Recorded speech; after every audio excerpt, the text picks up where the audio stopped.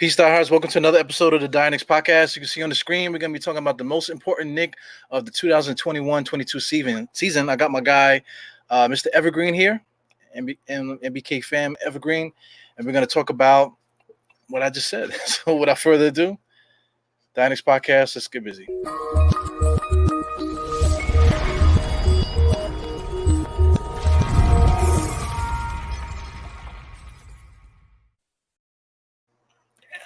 What's up, man? This is my guy Evergreen. What up, y'all?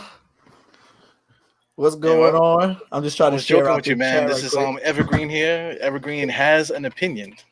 We all know this. So when you see Evergreen here, you know you're about to learn some shit, man. He's about to drop some knowledge on you. I'll try, man. I'll try. You know, a lot of people don't really I guess some people don't appreciate facts anymore. I don't know. So you know, I try to stay away from opinions, you know, because you know people like to jump down your throat and try to kill you for it, and like, oh, the shit you're saying doesn't make any sense, and you know what I mean, whatever. All right, yeah. Whatever. People like to troll you too. I'm starting to get trolled on Twitter. I'm trying to ignore those guys, bro. Yeah, from the last few podcasts I did. Yeah. I've been getting out. Well, I wasn't getting trolled on Twitter. I was getting trolled on one of the other podcasts yesterday or the day before yesterday. You know, and like I was like. If I'm bringing up facts, how are you not understanding that? I'm showing it to you in real time what happened, and you're telling me no, that didn't happen, or no, that's not true. And then it's like, you know, it's not that I have this thing about like wanting to be right. It's that I don't want to be wrong. You know, right. I don't want to be wrong in what I'm saying. So when somebody's like, no, you're wrong, I'm like, what? Like I'm looking at it right here, and then you catch on. Oh. This is why I don't have my own show, because I'd be only talking to you. You know, I'd be only talking to one guy. So you know, whatever. Yeah, what are you gonna do? That drives me crazy too, man. Especially when you're saying something that everybody should know, and then you're saying it, but they want to argue with like common knowledge. You know, you can't argue with facts. You can't argue with common knowledge and stuff like that. I just, you know, at that point, you're just trying to be disruptive. You're trying to just get under my skin and that type of thing. Like Patrick Ewing wears 33. You're like, no, he didn't. He wore 34. You're like, what? What are you talking about here? Yeah, well, like you know, saying something stupid like he's the greatest Knick. Oh, you're just saying he's the greatest Knick because I mean, listen, come on, man. He could be argued as the greatest Knick.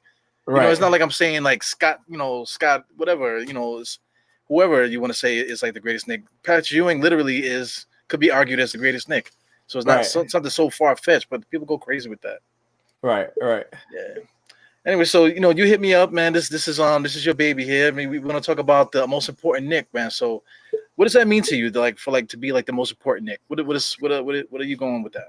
I'm saying that without this particular player, if this player doesn't play well, whether it's someone in the starting lineup, someone coming off the bench, if this player doesn't play well, the success that the team had last year will not come to fruition this year, right? It just won't be the same.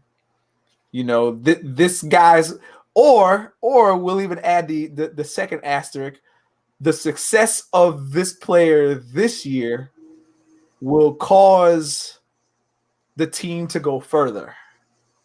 Okay. If this player takes a step, if you know what I mean, like if this player takes a little bit of a step forward, this team can get out of the second round. You know what I'm saying? And you know, I think a player's progression, it has to show this season for us to call it a success. You know, if it doesn't show this season and we still make, you know, the first round and get bumped out, there's one player that I can look at and say, you know, it's one player that we'll all look at and say it's this person's fault. Like we'll all look at Julius Randle. Most people will look at Julius Randle's quote unquote failures in the Atlanta series and say it's his fault. Right. Not realizing that there's so many other microcosmic elements that played into why Julius Randle didn't play well. You know, There's so many other things that Atlanta was doing that played into why he didn't play well. But knowing what we know now about that series and knowing what Julius Randle needs, is Julius Randle the guy that we need to be, quote unquote, the most important player? Or is there someone else that should be around or that should be contributing more or what have you in order for the team to find some more success? Yeah. That's how I look at this. Yeah, it's basically, everyone's always looking for a scapegoat. Everyone's always looking for a savior. It's always either or. It's got to be some kind of figure that you either got to be like the devil or you got to be, the Christ figure. You know what I'm saying? Right. So right. Who's the guy? What do you think? Who are you thinking about? Who do you think is the most important player for next season? All right. So everybody sees the number 9 guy jersey on, but it's not RJ. Okay. I believe it's Obi Toppin. Oh yeah. So now I want to hear what you got to say. Okay, hear me out, and here's why. Right. So every single thing that Julius Randle needed to be successful last year, he created on his own. And what he needs to be successful this year, the team in the front office have corrected those deficiencies, right? We needed a point guard that can control the ball. We had Derrick Rose. Derrick Rose wasn't primarily on the floor with Julius Randle last season. So we acquired Kimbo Walker, right? So I would go so far as to say is we addressed the point guard position. Then we needed RJ to be a shooter to stretch the floor because he wasn't getting the looks that he needed in the paint. He went from shooting, missing like his first 23 threes to ending off the season at 40.3% or something like that. I know it was 40%. Ended off at 40%, which is unheard of for a guy who missed his first 23 jump shots, first 23 3-pointers, right? So RJ Barrett corrected what he needed in order to be successful for Julius Randle, who in return, we really weren't expecting for Julius Randle to be this Brahma bull in the paint, and also this 6'8" power forward that's shooting threes as well at a high clip, 40% might I add, right? Mm-hmm. We needed a guy to be a knockdown shooter, and we expected it to be Reggie Bullock. We needed a guy, in addition to being a knockdown shooter, to being a guy that can create for himself while Julius Randle was on the floor, to give him a break while he's on the floor. And we would all like to think that Evan Fournier is that guy. So we've upgraded from Reggie Bullock to Evan Fournier, own shot creator, can knock down the 3-point shot in the corner, questions about his defense here and there. We don't know exactly how that's going to play out. I have questions about his defense. However, the statistics and the facts about how good he is on defense say otherwise than what I initially thought. You know what I mean? So I'll stand true. So we've addressed, when we first got Julius Randle, it was no handle Randle. He's spinning all over the place. And that was because you had Marcus Morris standing too close for him, sitting there looking crazy. You had Mitchell Robinson, clogging up the paint. Julius Randle is also a guy that goes into the paint. So as soon as he spins, all of the defenders are drawing into Julius Randle. We addressed that this season by simply telling Julius Randle, yo, you're not the guy to be spinning right now. Right? We don't want you spinning into the paint. Would you say we built around Julius Randle? I absolutely would. I absolutely would. This team right now, as presently constructed, is built around Julius Randle because everything that we were complaining about, we addressed it. So I gotta hear this Obi Toppin thing. Okay, right. So I'm bringing it all full circle, right? Mm-hmm. So we address space, and I would go so far as to think that we also addressed pace. Now Julius Randle gets an even bigger break because he's not the main guy pushing up the ball. He's not the main guy in control anymore. he can play the game that a power forward, a finesse power forward can, not statistically, but can traditionally play. He can play that role to a T at this point, right? So all we need is the minutes of Obi Toppin to be valuable as soon as Julius Randle is off the floor, to optimize Julius Randle's energy, because he's already not going to be using that much energy as far as being a point forward coming up the ball. So if we can get Obi Toppin to play 15 to 18 minutes, which is solid break for Julius Randle. Instead of giving Julius Randle damn near 37, 38 minutes a night, you can give him a solid, 29 to 30 minutes a night and get more productivity out of Julius Randle within those 29 minutes, as opposed to having him an extra 7 minutes on the floor looking gassed by the fourth quarter. But Tom Thibodeau is not going to allow that to happen if Obi Toppin doesn't come off that bench and produce. I agree with you. You threw me for a loop, man, because I thought you was going to say RJ Barrett. That's what I thought you was going to go. No, because RJ, we what we want from RJ is to take a step forward, right? We knew that RJ's issue was he can't create his own shot. We want RJ to create his own shot, but as a fail-safe, what did we do? We got ourselves a shot creator in Evan Fournier.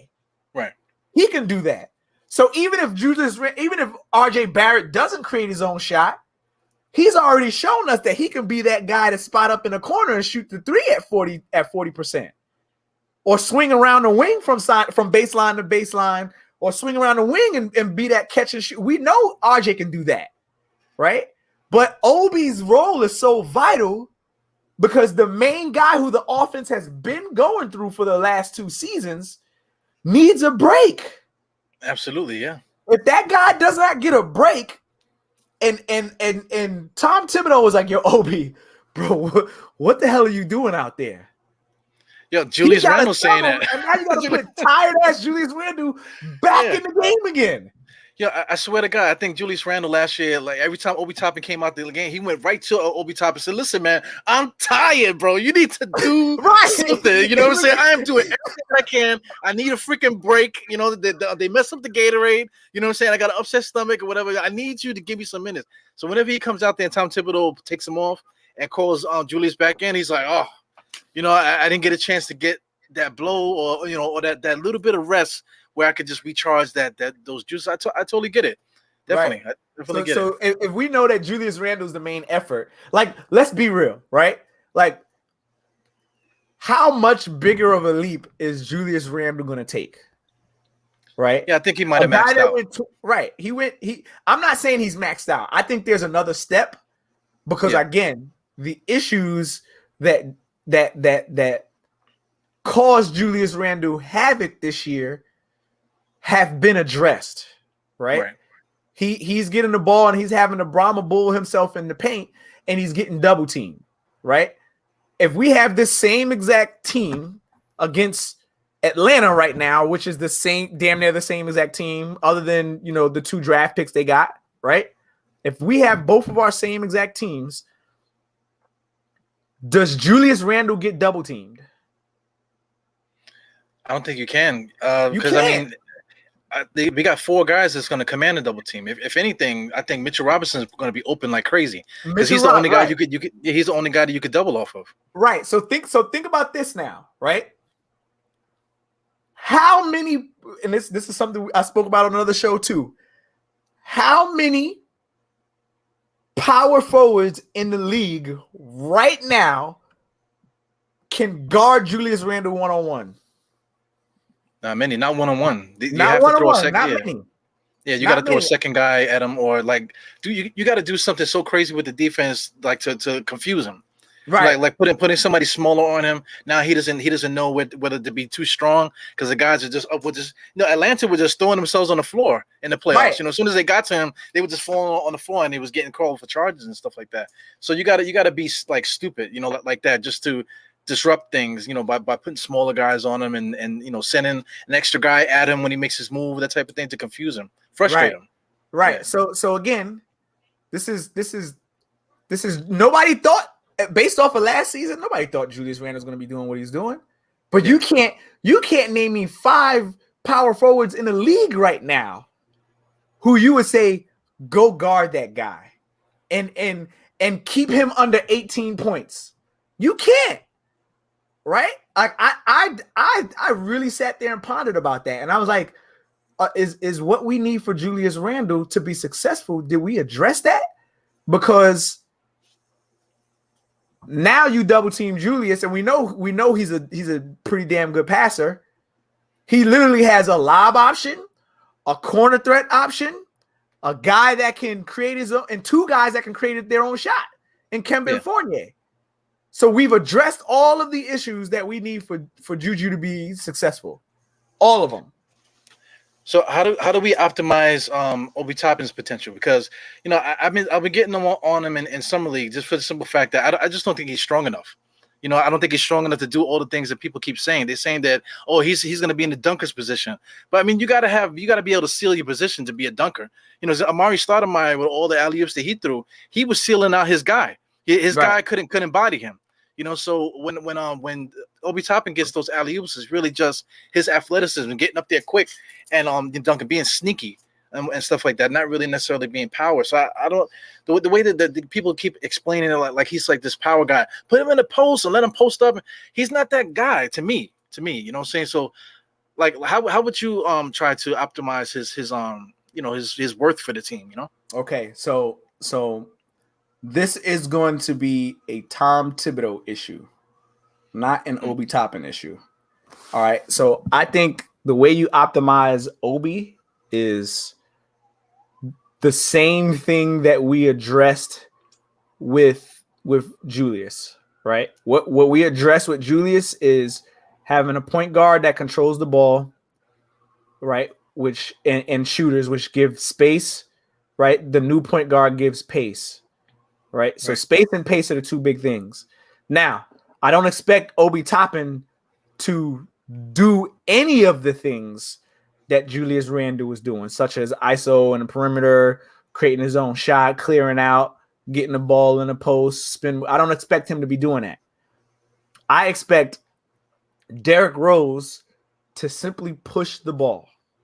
I think that one thing on the bench, pushing the ball. And we saw its success when Derrick Rose pushed the ball, when it was him, Quickly, Burks, Obi, and Noel. Like we saw that work, right?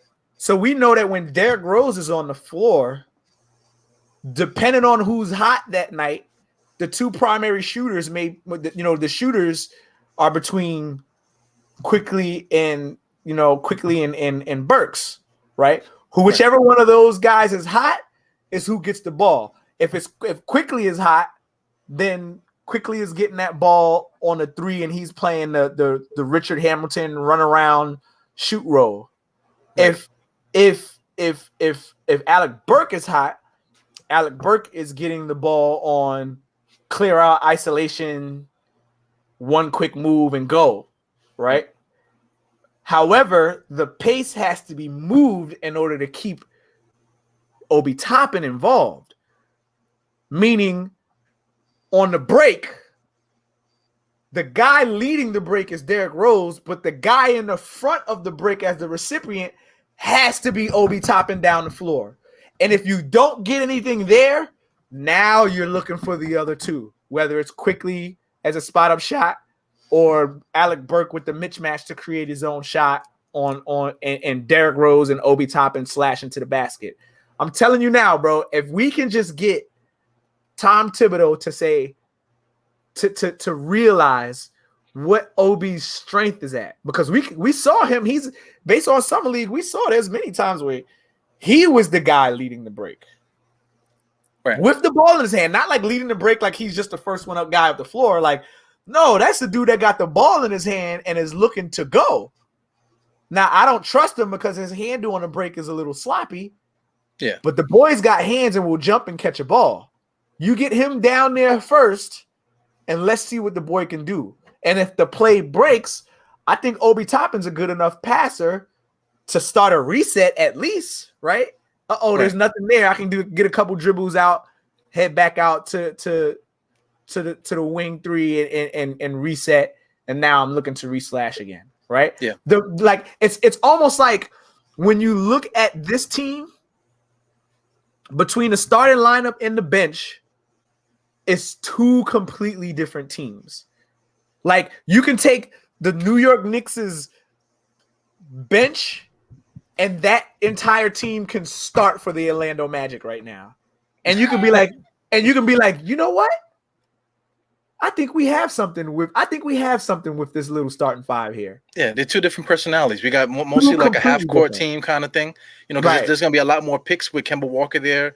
You know, Julius Randle's going to get a break. Fournier got to get involved. A lot more alley-oops to Mitchell Robinson, that type of thing. But once the bench guys come in there, like you said, everybody's going to be out.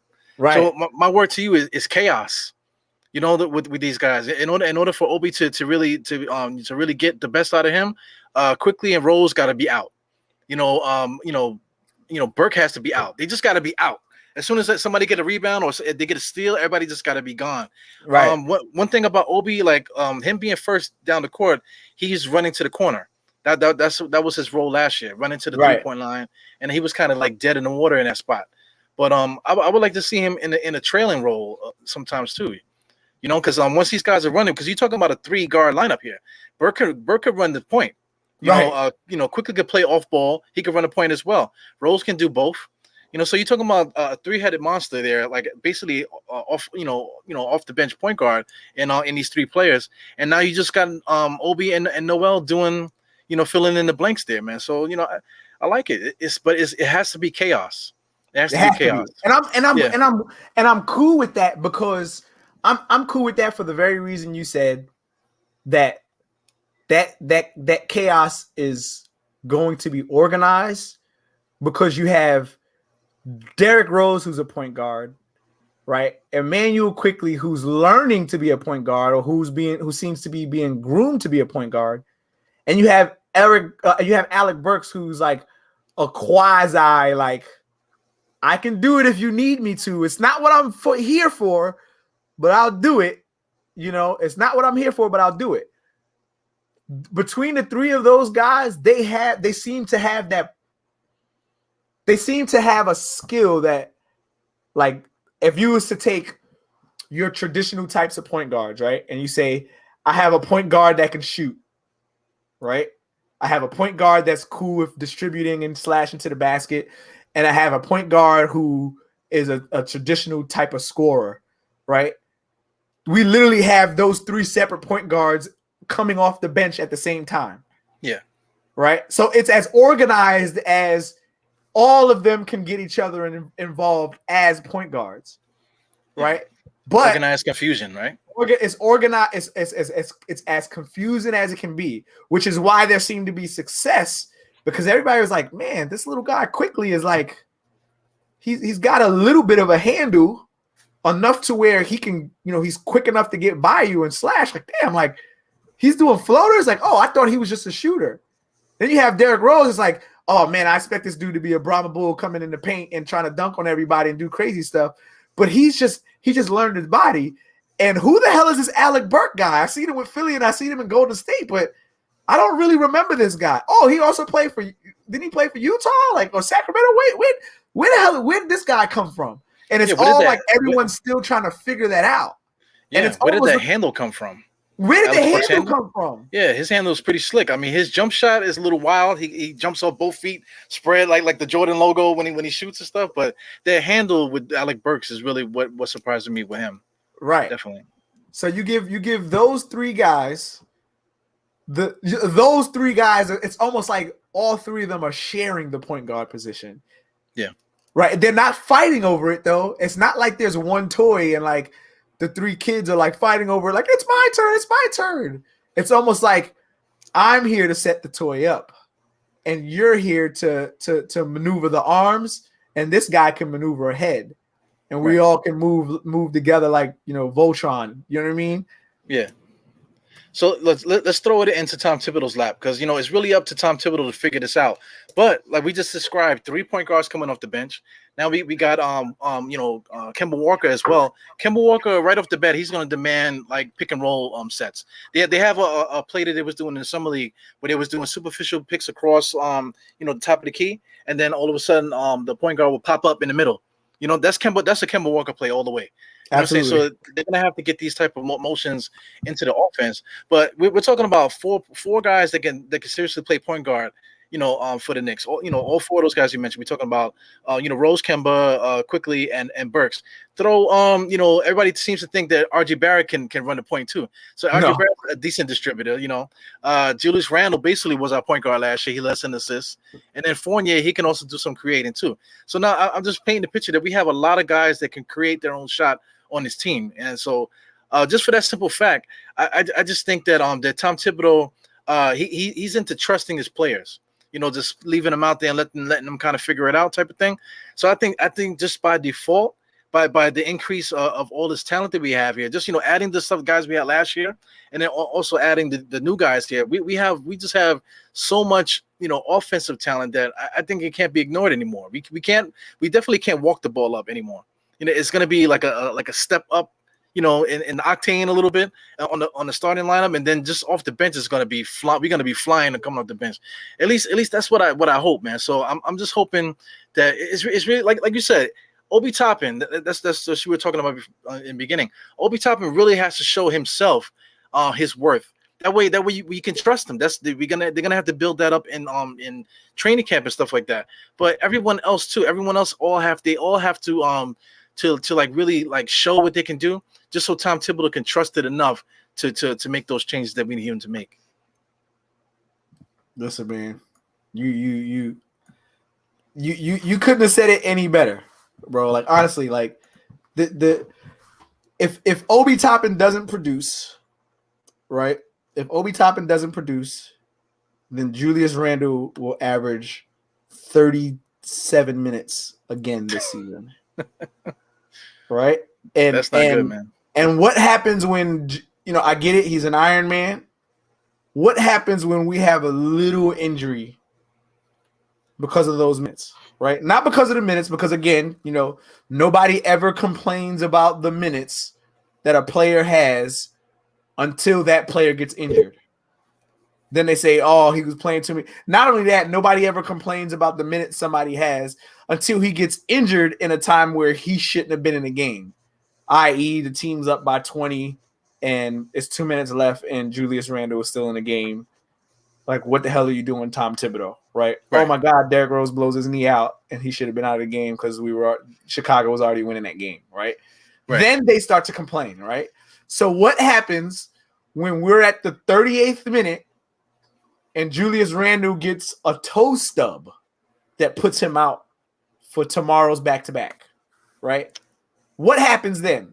Now we have to play Obi Toppin full time until the toe stub is done.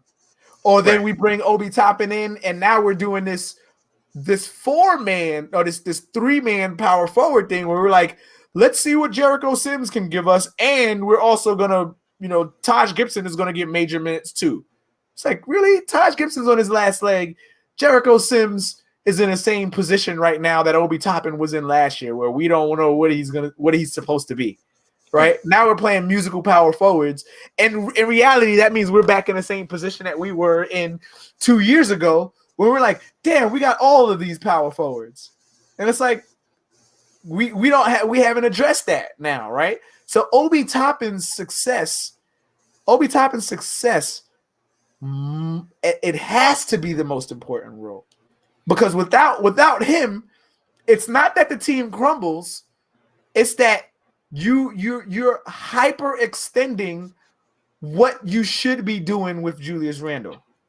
Yeah, you took everything that you've addressed with Julius Randle, and you've essentially said it doesn't mean anything because now we have to play him more.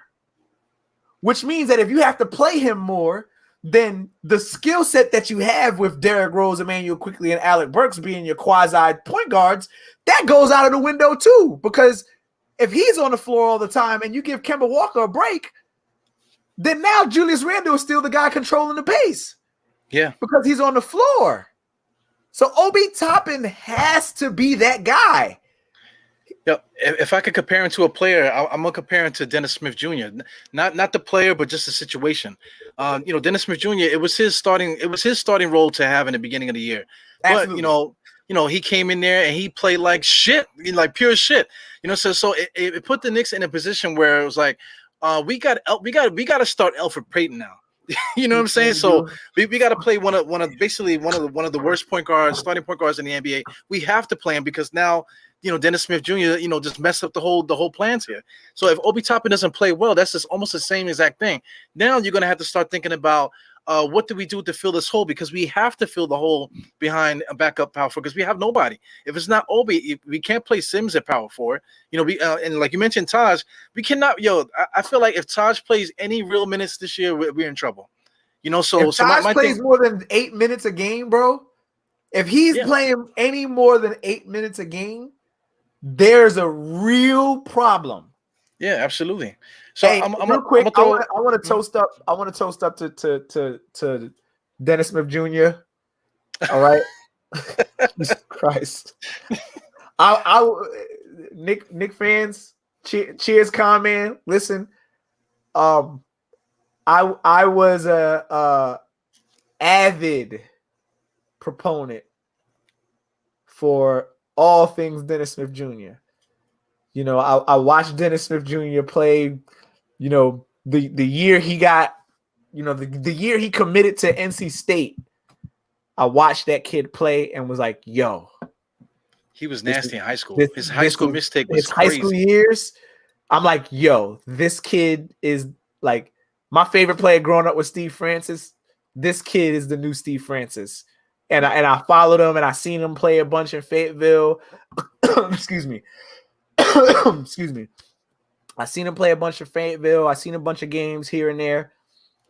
And I'm like, this is the guy. I want him. Right? Boss. We didn't get him, and then we got him later. And I'm like, yes. And even at that second half of the season, I'm like, okay, we're still getting the same DSJ from Dallas. Yes. I don't know what the fuck happened. I don't know what happened, man. I don't know what happened. The year before, that summer before last season, he had went overseas with Stephen Curry, and I think it was Embiid was with them. They went on like a Asia tour, selling sneakers and shit like that. Mm-hmm, what I'm saying? So I'm thinking him being around Steph Curry, then maybe he would have picked up some things. Then we find out that he's like training with Abdul Rauf. All these bright spots, and then you're starting to see Perry Ellis ads and all kind of stuff. So you just thought that he was really gonna make that next step into whatever. But I mean, I just don't know. I just don't know what it is. Like a lot of fans like to blame the organization. Frank is in the same boat as Dennis Smith Jr. Everybody gonna say that. I keep talking about Frank, but I mean we're like elevating ourselves into another level here with the players that we picked up since we got rid of these guys. You know what I'm saying? So right now the conversation is still valid, but we put so much emphasis on what the organization didn't do for these players, but what is the player gonna do for the organization? So Obi Toppin is on the hot seat. Knox, nobody's gonna talk about Knox. Because Knox would be the guy. Knox would be the guy that we would lean on, but we can't trust him. Period. So what I was gonna say is that the way bad, man. Oh my god, I want to trust Kevin Knox so bad. I want to. He's like the body, the build, the little small glimpses of things he does. Like, man, did he just go coast to coast and jump one step after the foul line and dunk? Did he just do that? Like, man, like, and then it's like, all right, I'll say this. This is in regards to Knox. I think, God, y'all gonna kill me for this chat. Don't kill me for this chat. I don't think that he was playing bad last season to get canned the way he did. I agree with that. I don't think, yes, con man, yes, this is Knox's last chance. I don't think that Knox was playing bad He wasn't playing great. He was playing good, I would say. I think he's playing good, right? I'm pretty sure he went like 54% from three, but he wasn't shooting that high or some crazy number that's there. And it's like all he needed was time. Right? All he needed was time. Now, the fact that he's still here gives me optimism, but the fact that Alex Burke got $10 million a year to stay here is like, oh man, you know what I mean? But the fact that we know that Alec Burke does get injured leads me to say that there's hope for Knox.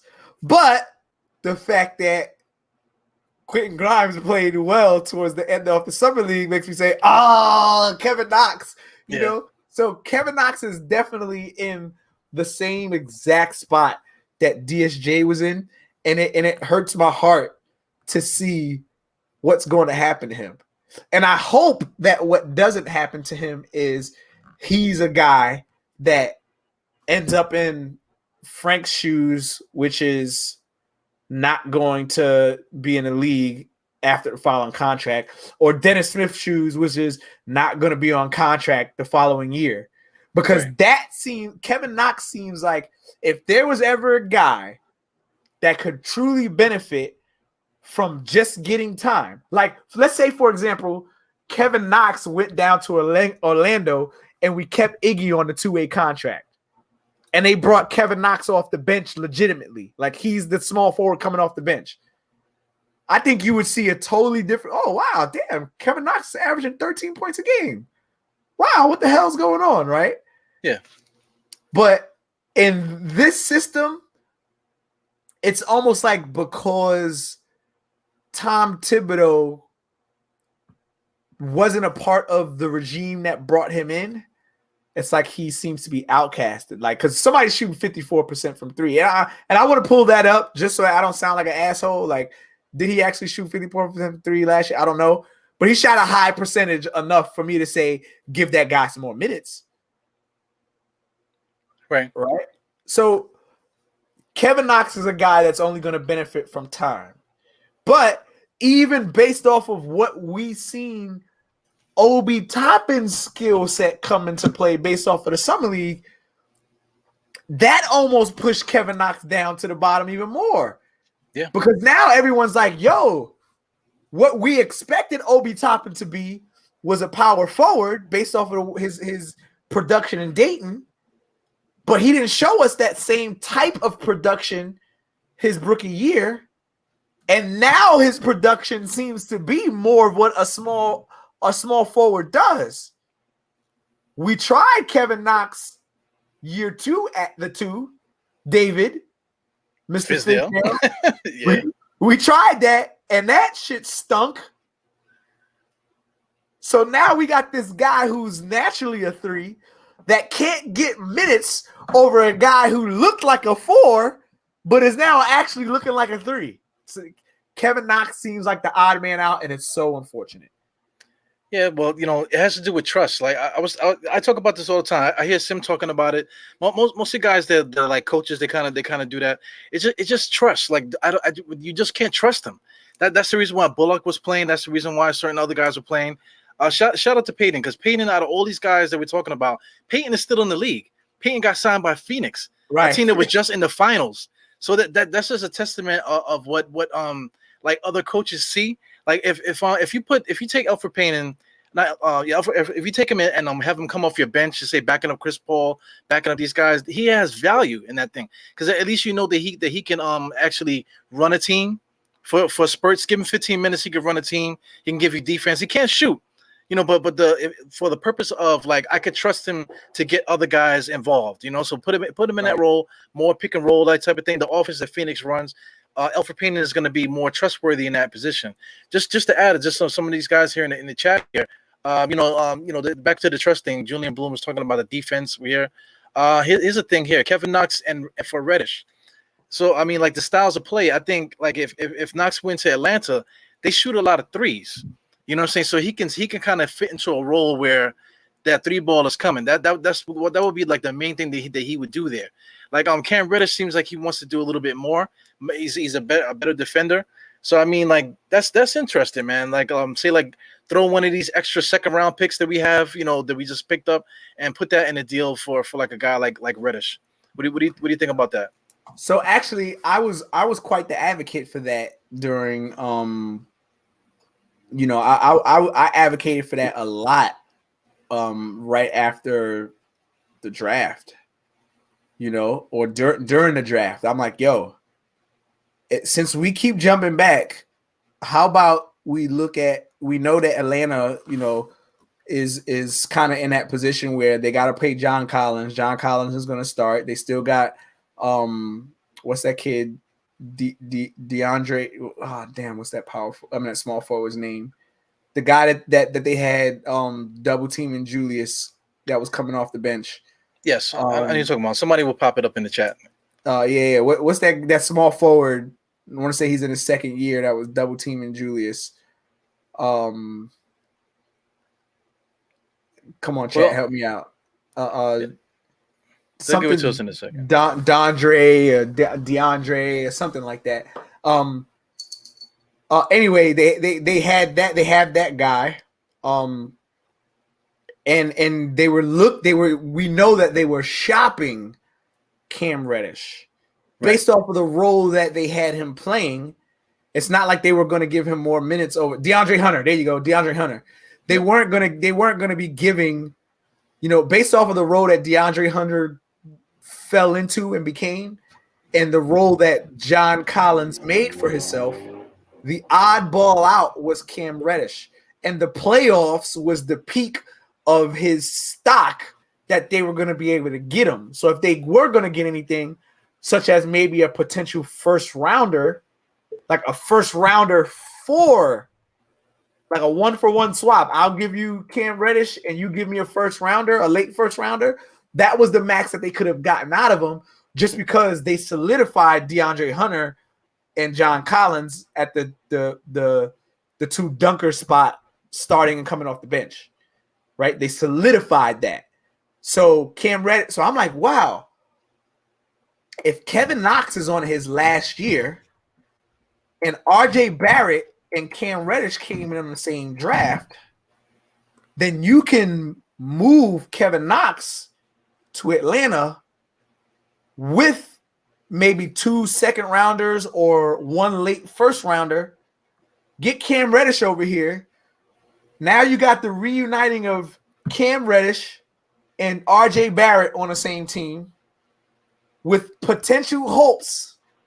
I don't want to paint a crazy picture, but potential hopes of an unhappy Zion. Again, I'm not trying to stir up the walls. But you got to do it, man, because that's the potential end game. I think that's the end game. To intrigue enough to say, yo, if Zion, because New Orleans is going to be a team that says, yo, we got to keep this guy. Even though he hasn't committed in his final season, we can't risk moving him. We got to do everything we can in hopes that he signs with us, because we're this small market. We're not going to be – if we trade, like, either we got to keep him or we got to hope that there's a team that's willing to give us the farm of draft picks to restart, right? Those low market teams have to do that.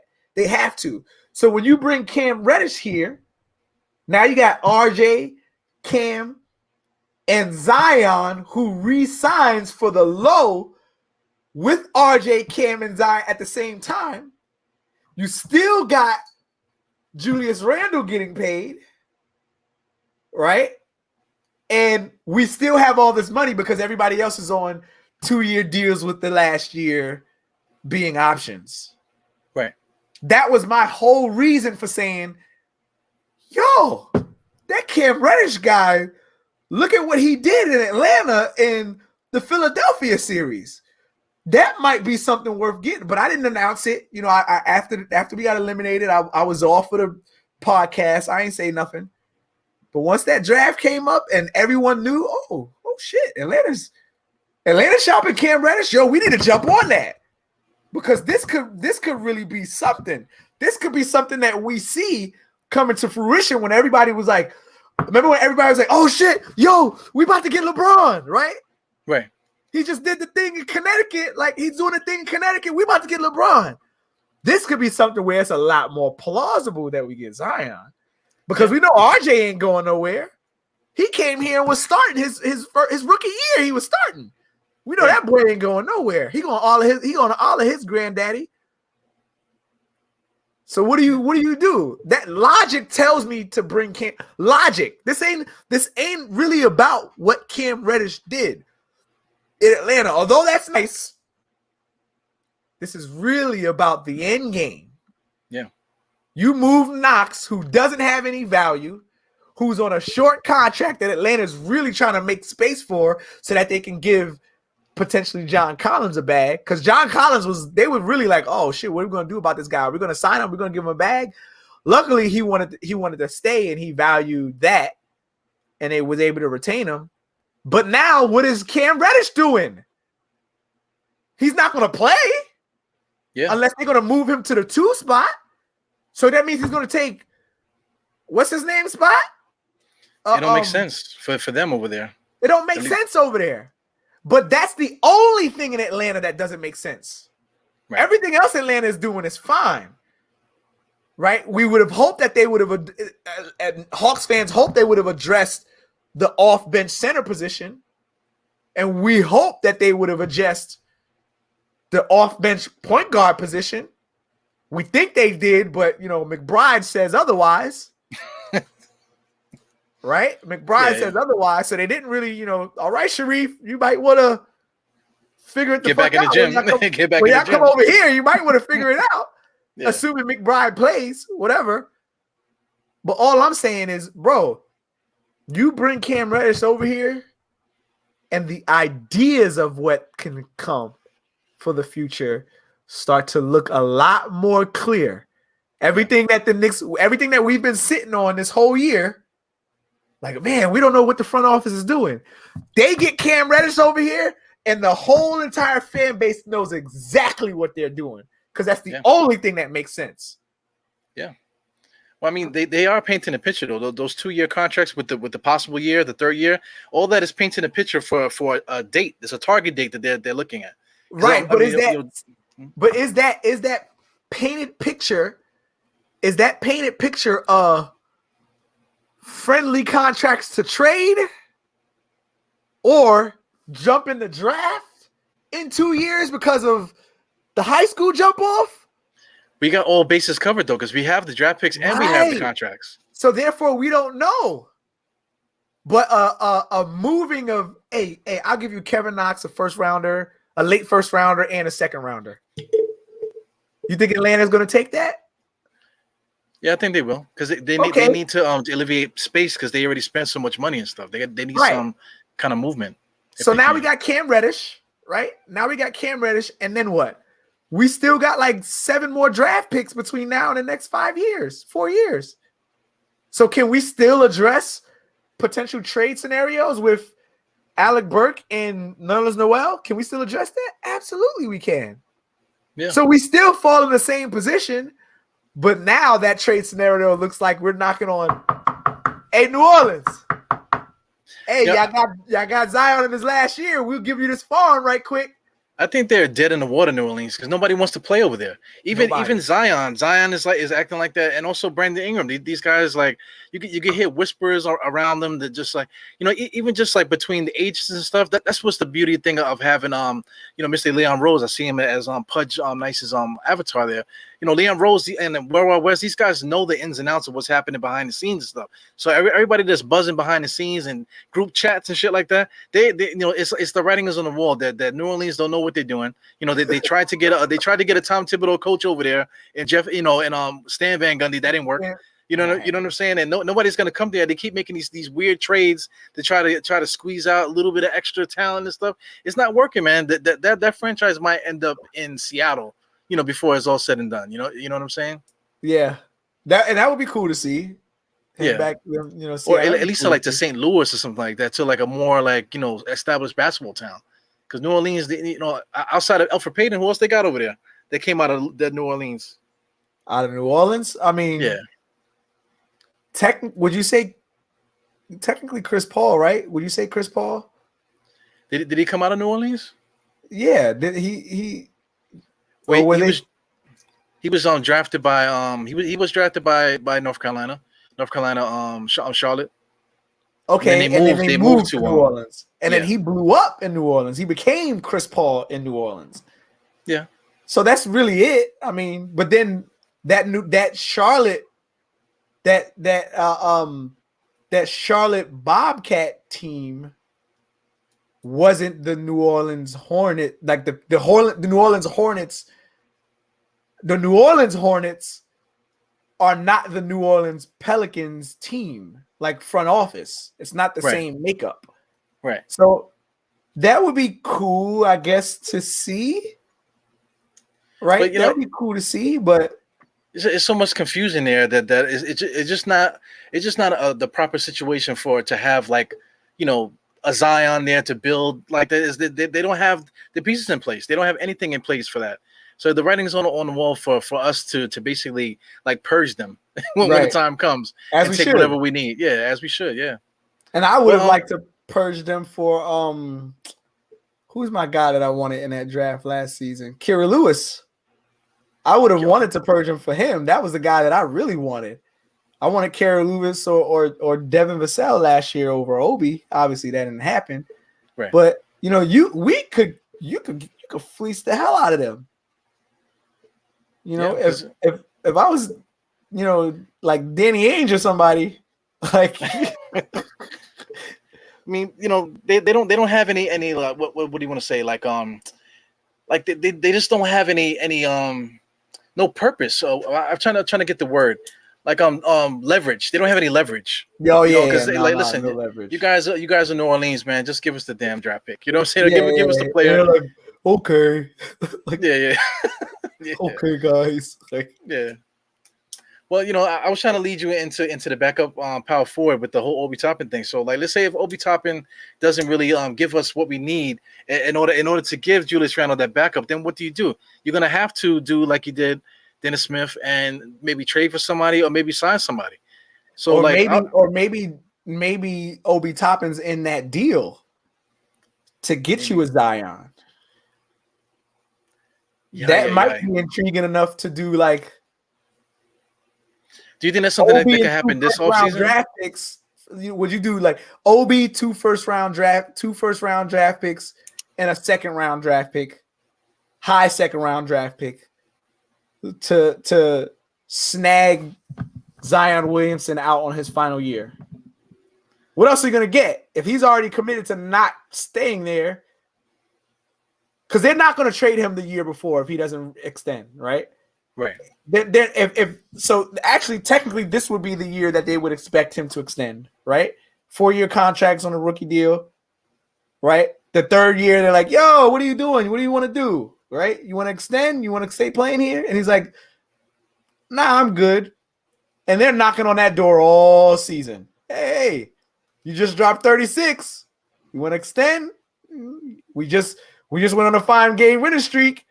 You want to extend? And he's like, nah. Who's got the leverage?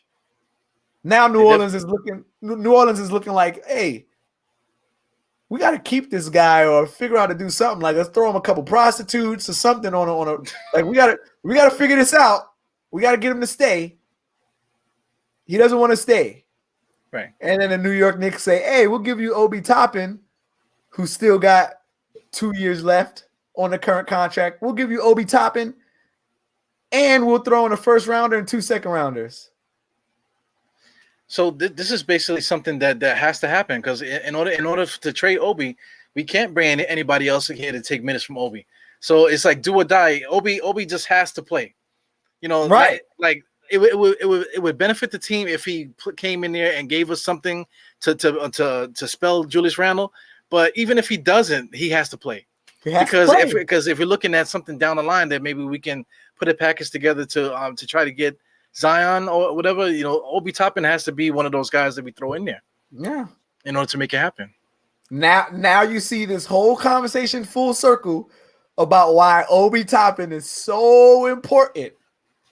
Obi Toppin's like his game is a must this season, regardless of what decision is made, whether it's to move on from him because he's not producing enough, or whether it's to keep him because he's the certified off the bench power forward. Well, talk about that because Julius Randle is probably still going to be on the team if we were to make a Zion move, man. So how do you think that would work? The Zion Randle. You ready? You ready for this? Mm-hmm. Simple. What's easy to do? First off, all right, I like to take this from the Gilbert Arenas book. I listen to his show a lot, and this made sense. So when we look at the league changing positions that happen, it's always some freak of nature thing that gets played, right? So let's look at like when LeBron changed the league, he didn't change the league because he was the guy that came in as a small forward and played a traditional small forward role, right? He was the guy that came in, played a small forward, moved to the point guard role. And now we're looking at him like he's Magic Johnson, right? Right. He could play the 3, he can play a super finesse 4, and those would be like regular small forward stuff, right? He would still be lumped up with guys like, I know he's great, but he's way beyond levels, but he would be still the small forward of late, such as your Richard Jeffersons and your Jason Richardsons and your Sean Marions and all of those other guys, right? He would still be the small forward that didn't change his game. But because he changed his game and went outside of the traditional body type and became the point guard, that's why we look at LeBron and say, yo, that guy's crazy, right?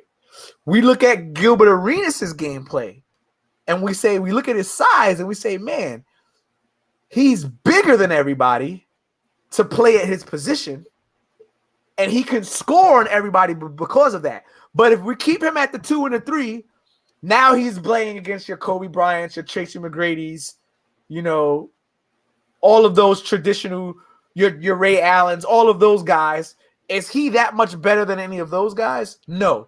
But you put him at the point guard position, and now he's destroying all of your other small point guards, right? Yeah. We look at a guy like AD, where we're like, man, this guy should be a power forward center, but he's got the skill set of a 3. He can do all the things that 3s do. His body type is operating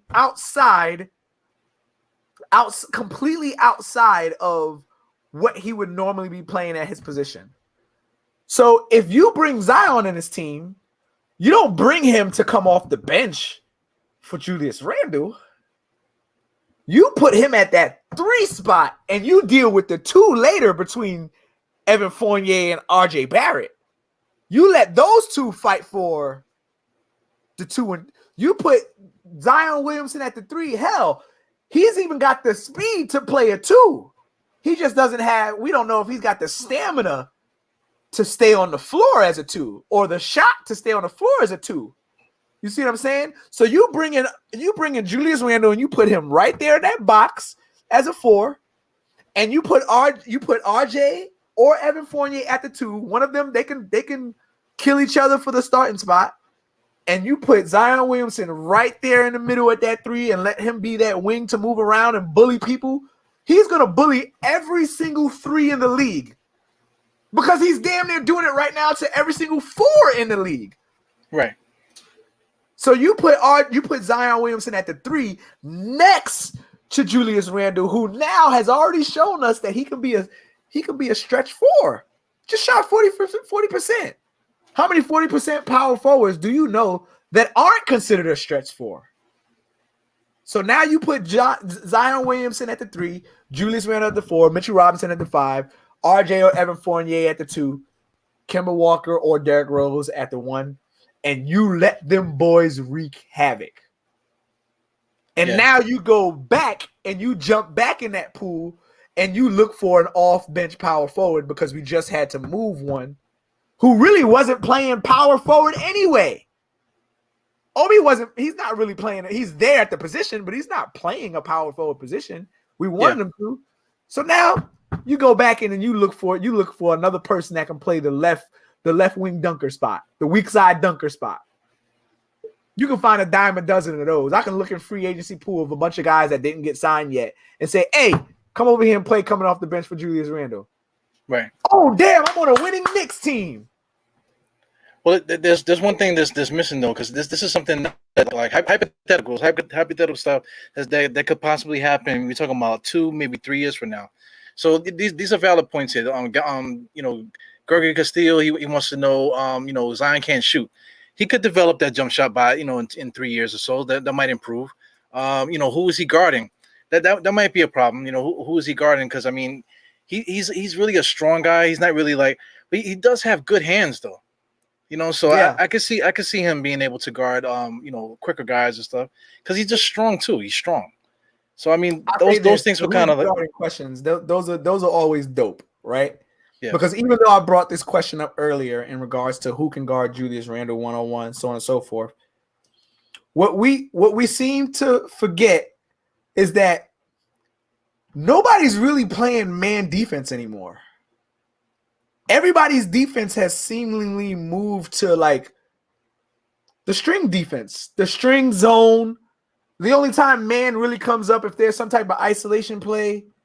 Devin Booker's a guy that was complaining about it during, the offseason a couple years ago. Like nobody's really playing man defense. Yeah. So and they get mad. They get mad if you do that. Yeah. Zion's a guy that you hide. And based off of Tom Thibodeau's type of defense and how vigorous it is, I don't think that we'll have a problem, which is the same reason why I've grown to come around on this Evan Fournier thing. I don't think we even if Evan Fournier is a horrible defender, based off of the way Tom Thibodeau structures his defense around, like it seems to be something that's simple and very easy to learn. That ice defense doesn't seem like it's a difficult thing to acquiesce into. Yeah. So I'm not worried about Zion on this. Again, this is super hypothetical, guys. Don't kill me for it. Whatever. Is it gonna happen?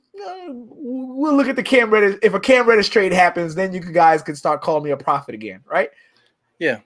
I mean, hypotheticals is fun because if you're not talking about hypetheticals, what the hell are we talking about? It's like, just watch the game. It's coming in 2 months. You know what I'm saying? Like, get ready. You know what I'm saying? Like, there has to be some kind of filler, something that we can have fun doing.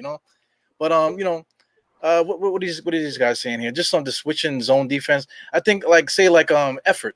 I want to say effort. This guy Fournier, they just posted a video of him when he was in Boston, kind of mouthing off at KD. So that intensity that he gives, talking that junk, that's like defense. That back and forth, getting the guys to talk off his game and stuff like that. That's a distraction for, you basically playing defense. We do stuff like that. So you're talking about intangibles. Fournier is going to bring a different set of intangibles because when Bullock talks junk to you, you're not worrying about it because Bullock can't do nothing. Do you believe what I'm saying? Yeah, you don't believe like, it, but like, if Fournier's doing it. Right, you're like, dog, you only dribble twice.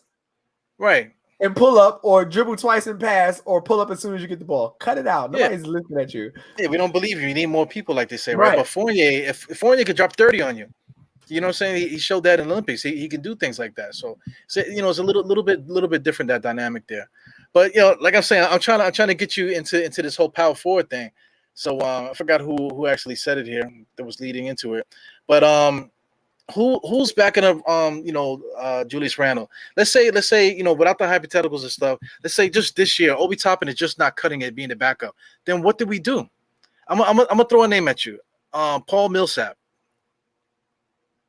What do you think about Paul Millsap?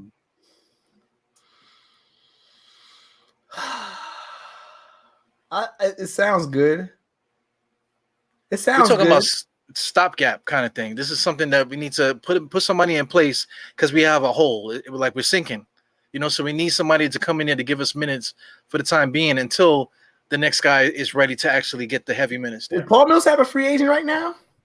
I believe so. If anybody wants to correct me if I'm wrong, I don't think he signed yet. I think he's still a free agent. Why wouldn't Denver pick him back up? Bring him here. Bring him here. Well, he's 36. That's probably like the biggest reason. You know, now, does Paul Millsap's big man, small forward, power forward role, does that leadership teaching role conflate with Taj Gibson's power forward center teaching role? Well, I think you can never have enough of those type of guys. You know, you want to talk about like center. Taj Gibson got the big guys. Jericho Sims is going to be his rookie probably. You know, so that's going to be that developed in. Mitchell Robinson is already Taj Gibson's like young little man. You know what I'm saying? So he has another little man. So Taj Gibson has those guys handled, but you know, from the power forward spot and that way, you just need a guy with a little bit more experience that's played that position, knows what the nuances and stuff is to be able to give it to an Obi Toppin. It can't just be put because it's basically put on Julius Randle to help Obi Toppin get there.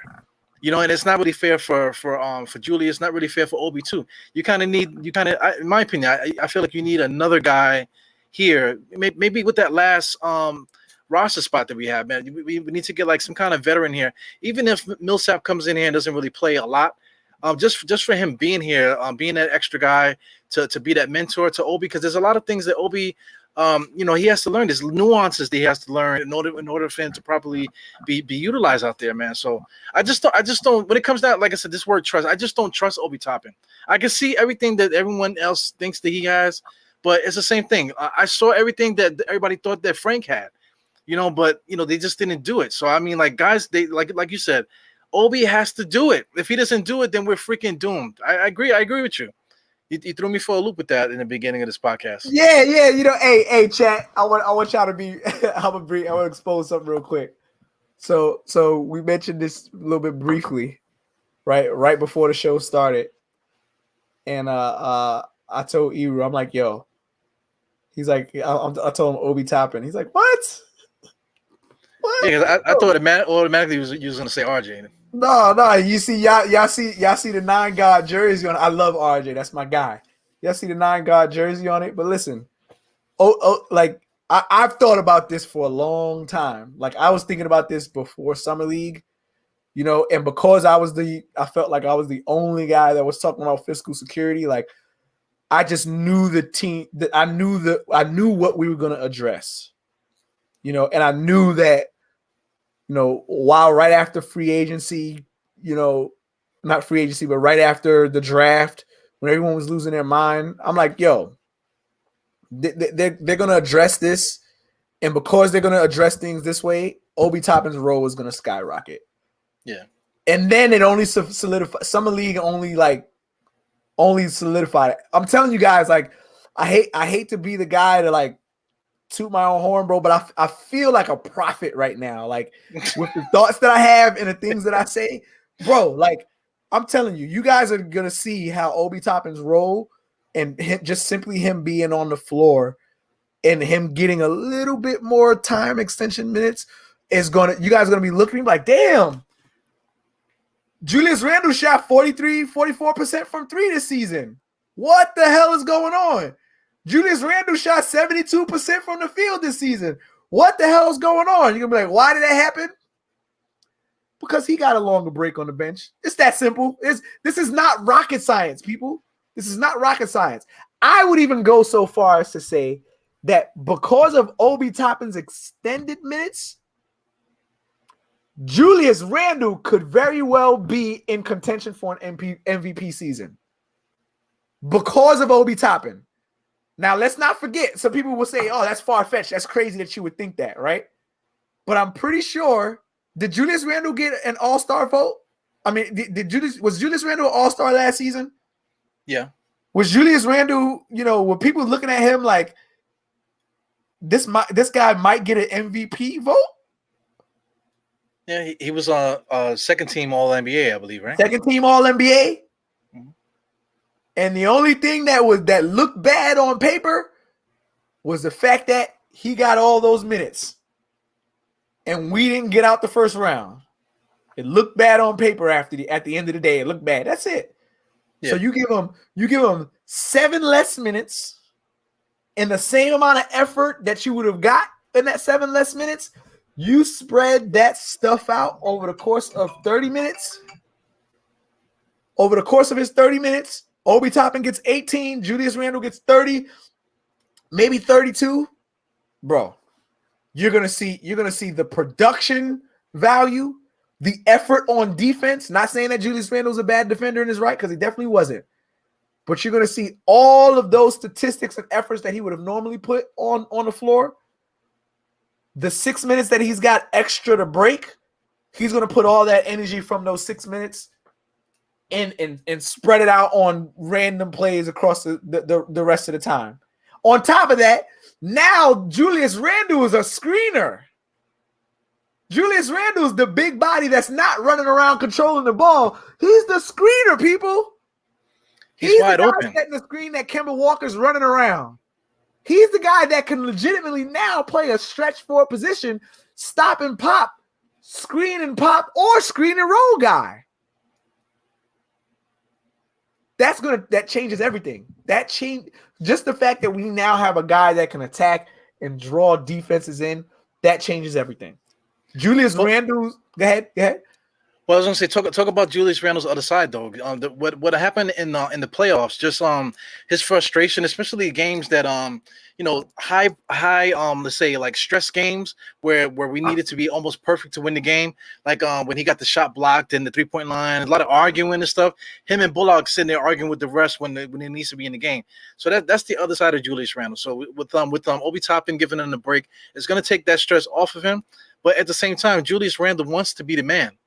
He wants to be the man. So that I think that's where I thought you was gonna go with it when you was talking about the Obi Toppin Julius Randle thing.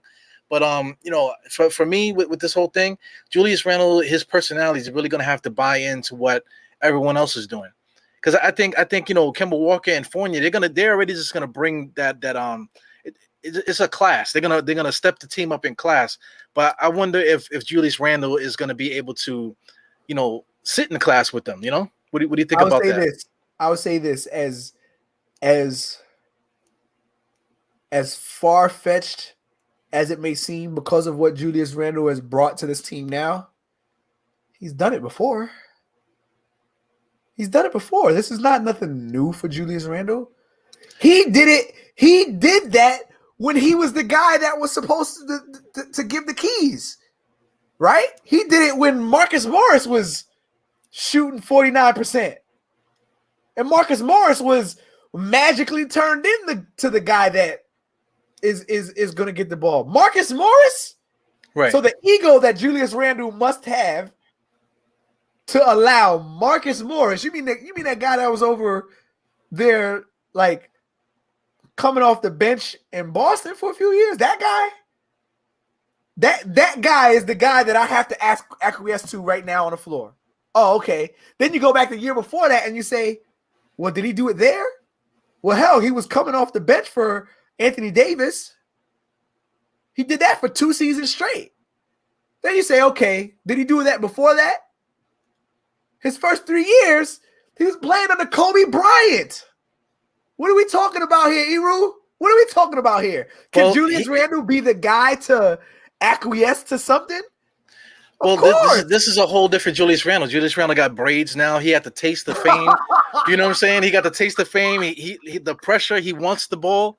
So I mean, like now this is his team. He got all the accolades and stuff. He is the best player on the roster. I'm quite sure he wants to prove it because he was talking about going at the dude from Sabonis in Indiana. He got him in his back pocket. Guys like Bam Adebayo, stuff like that. He wants to go at these guys.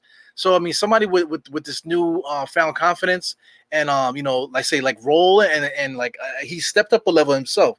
So I think that's definitely like a chapter that we might have to address when the season starts, man. I think that's Tom Thibodeau's job. That's Tom Thibodeau's job. That's Bryant's job. Let them be the guys to, Julius. We know they buy in. We know they buy in. This ain't. He bought in last season. Now it was a lot easier for him to buy in last season because hey, who wouldn't want to be the guy? Yo, Julius, I don't know if you know this, bro, but that guy Reggie Bullock can't throw the ball between his legs, right? Hey, Julius, I don't know about the way this kid RJ is shooting right now in the beginning of the season. Yo, RJ, you're gonna have Julius. You're gonna have to be that guy because that dude is bricking up everything. Yo, Julius, we don't have a point guard to come off the bench yet. This kid quickly is a shooter. He ain't a point guard yet. We're going to have to make some moves because this guy, Dennis Smith Jr., is sucking right now. So we're going to have to give you the ball. It's very easy for him to say, yo, I got it. Oh, you guys want everything to come through me? Oh, okay. That's not a hard idea to buy into. But yo, Julius, the Lakers aren't going to take you again. They don't want you anymore. New Orleans wants you, though. We're going to take you. But you're going to come off the bench for this other guy. Right? You're going to come off the bench for this other guy and deal with it.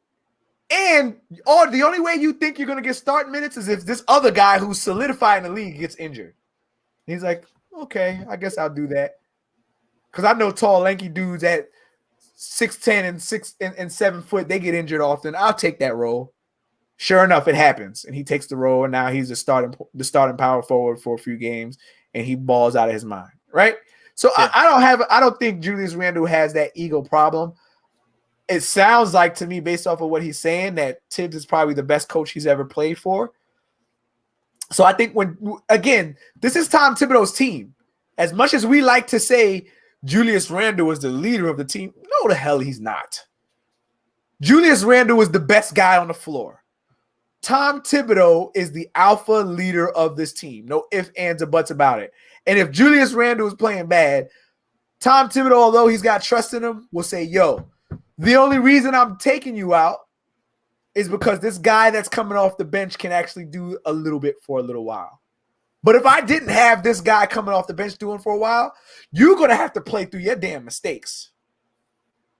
Julius Randle, I'm not worried about him saying, okay, Tibbs, you got it, Tibbs. I'm not worried about that. That's going to happen.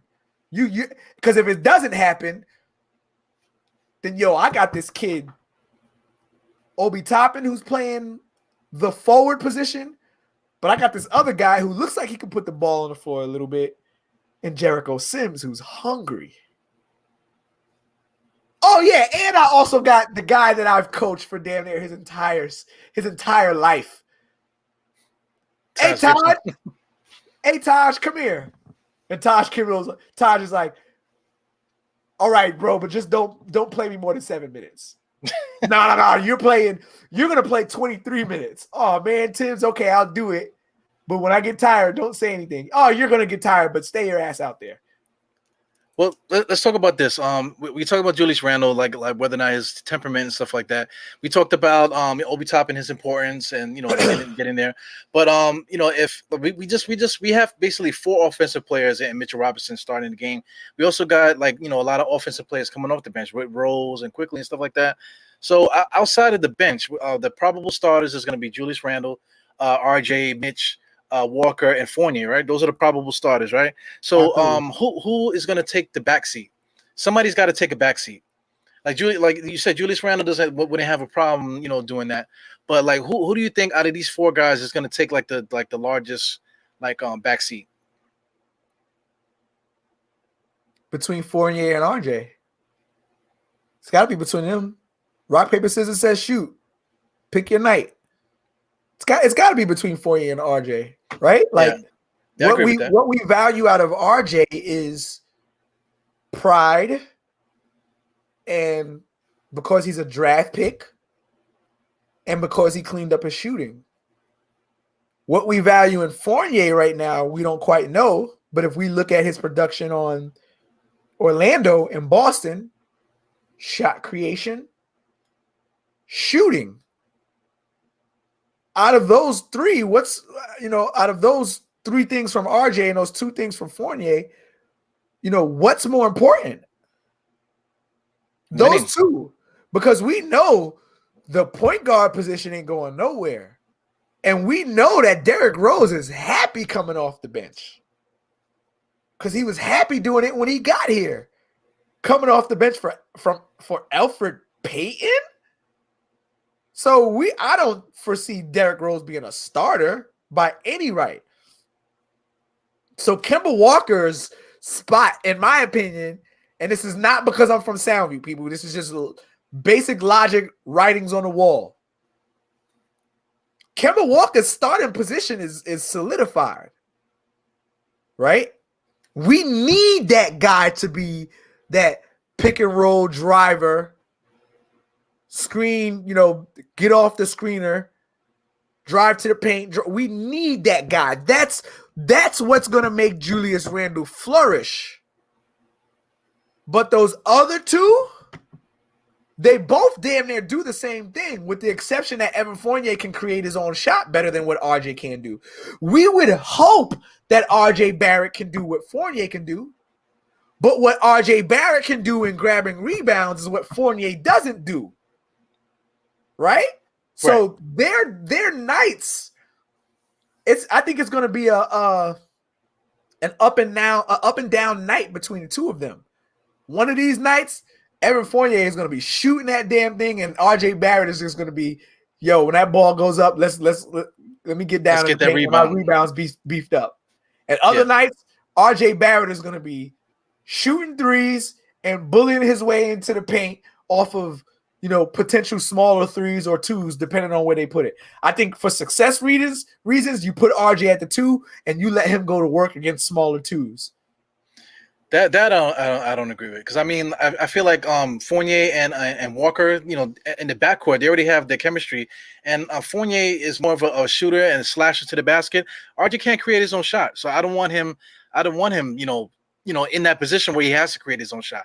You know what I'm saying? I think Fournier, if you get him the ball, he's not just like a spot-up shooter. He gets the ball, he'll head fake, he can cross over, he can get to the basket if he need, and he can also facilitate a little bit too.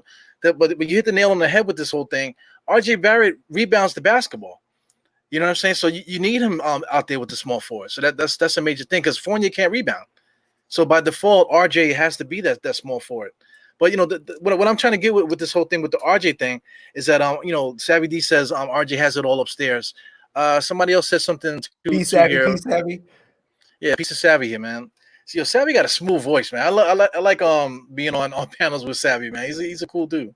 But the point I'm trying to make with this whole backseat thing is that in order for it to really work, RJ Barrett's got to be the one to take the L for everybody, because he got to be the defender now. He has to defend the best player the best perimeter player every game now. He's gonna have to be asked to rebound a little bit more. He's gonna have to definitely be that guy to stick the corner 3 now, because that was Reggie Bullock's thing. Because Fournier is not just a corner 3 guy. Fournier, he has like a whole bag on the perimeter that we could take advantage of, especially pushing the ball up and finishing on a break, that type of thing. So I think RJ Barrett is he's gonna be that guy, because there's a lot of guys. Shout out to state of New York Knicks. He seems to think that RJ Barrett is going to be an MVP one day.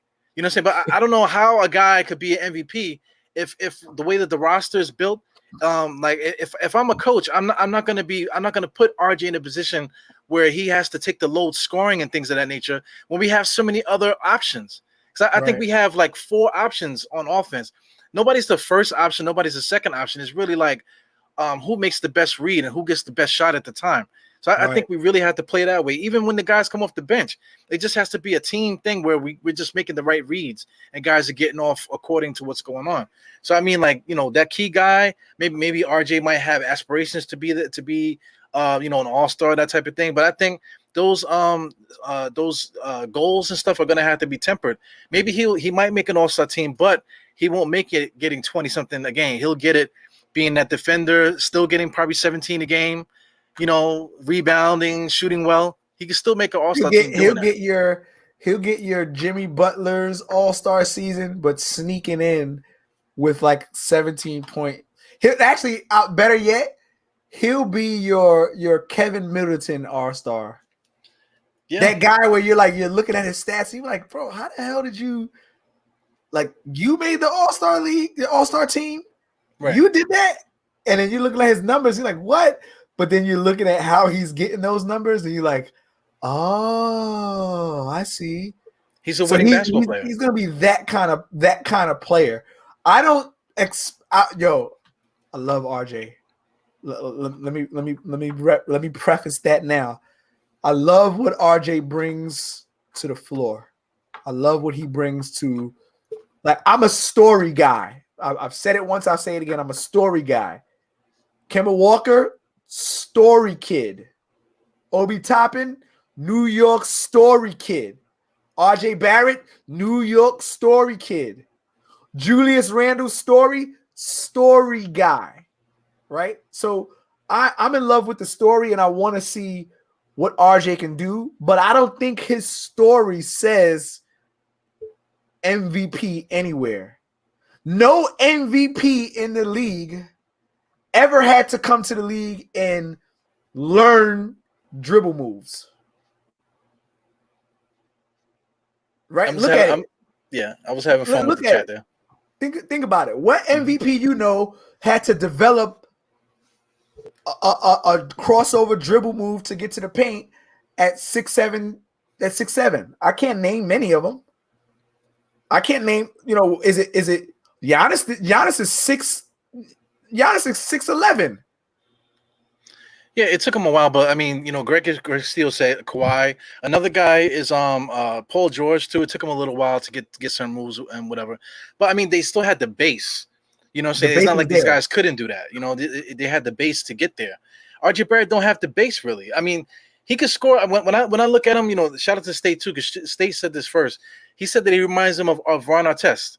But then State always comes off it. He'll say it and then he'll change his mind again. State is crazy. But I see Ron Artest, because Ron Artest, he scored 20 points a game, but he didn't have no bop. He just had basic, little dribble move, pull up. He might have had a fadeaway a little bit, but he didn't really have a lot of moves or nothing like that. But he still was giving you 17, 18. I think he topped off in Indiana that year, with the Malice in the Palace. I think he might have had like 24 a game that year. Yeah. That was his best year. Yeah. But, outside of that, he didn't really have a lot of finesse to his game. It was just he was just like a really hard basketball player. He just played very hard. I think RJ is basically the same kind of thing. You see Ron Artest's game? Well, it's like you really have to look at highlights and stuff. Just not exactly like him, but just in the way that RJ doesn't have any moves. Like Ron Artest's move, especially when he went to LA, he would just dribble, feel the body, and then he'll fade. That's basically all he did. Or he would ride you to the basket and make a layup. That's essentially what RJ does. He doesn't have any finesse to his game. I say RJ Barrett's peak to me. RJ Barrett's peak to me is, Jimmy Butler. That's the most common one. Yeah. But his potential to me could be a Grant Hill. What do you think about that? Well, it's just the handle. He just doesn't have the handle. Grant Hill had a handle, man. He was crossing cats up, and after he finished crossing, he would be up over the rim banging on cats. But that's the only thing that he needs, is what I'm saying. The one thing that would separate him from that Grant Hill thing is that he needs to develop that handle. Yeah, I'm not sure if he can do it. And Anudi, I got you. I get it. I bring it up for that one reason. Is because the one thing that we need that will change RJ Barrett's game, because we know he can shoot, we know he can rebound, we know he can pass. The one thing he would need is a handle. Yeah. You give him 2 to 3 seasons of handle development, and do we have Grant Hill? We know he's not scared to try to go up and bang on anybody. So do we have that same player? It's just a matter in which he moves. He doesn't really have a lot of side to side movements, man. Everything is really just strength. So I mean, some people say Paul Pierce. Paul Pierce had bop to his game, but he just was trying to. Yeah, it was sloppy bop. It was a sloppy bop. Yeah, but his bag. It was like a damn. This guy's kind of he used to be chunky. Yeah. He was like a fat guy, like that fat guy that could dunk. Every YMCA, there's a fat guy that could dunk. Like, how the hell do you even get up there, you know? But, Paul Pierce was able to create space. Not really so much, crossing over and that type of thing. He was able to get space. I don't think RJ has that yet. He could develop that. That I think he could develop. But one guy that always jumps out at me too is Danny Granger. Remember Danny Granger from Indiana? I think he'll be easier to get past Granger though. Well, shout out to Granger. Granger was a decent scorer, man. He scored, 20 points a game, 20 up into the mids, 24, that type of thing for a little while before his knees gave out on him. Yeah, tell you what, I'll take away the Grant Hill. And I'll jump on the Paul Pierce bandwagon because that seems like it'll be a little bit easier for him to move into. Like we saw him do a step back. I'm cool with that.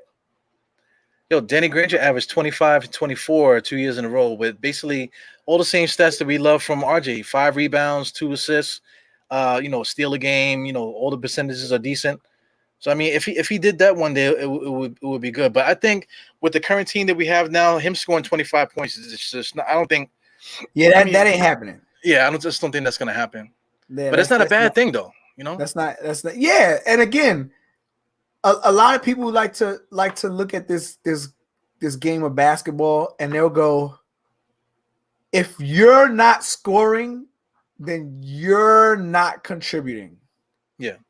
And that's simply the most false thing you could possibly say about a game that has so many micro nuances. Yeah, like it's so much that's there, You don't realize how much a defensive rebound contributes to defensive rebounds can contribute to 10 points on a floor, 10 points on a board, Offensive rebounds can contribute to 15 points on the floor, sloppy pop.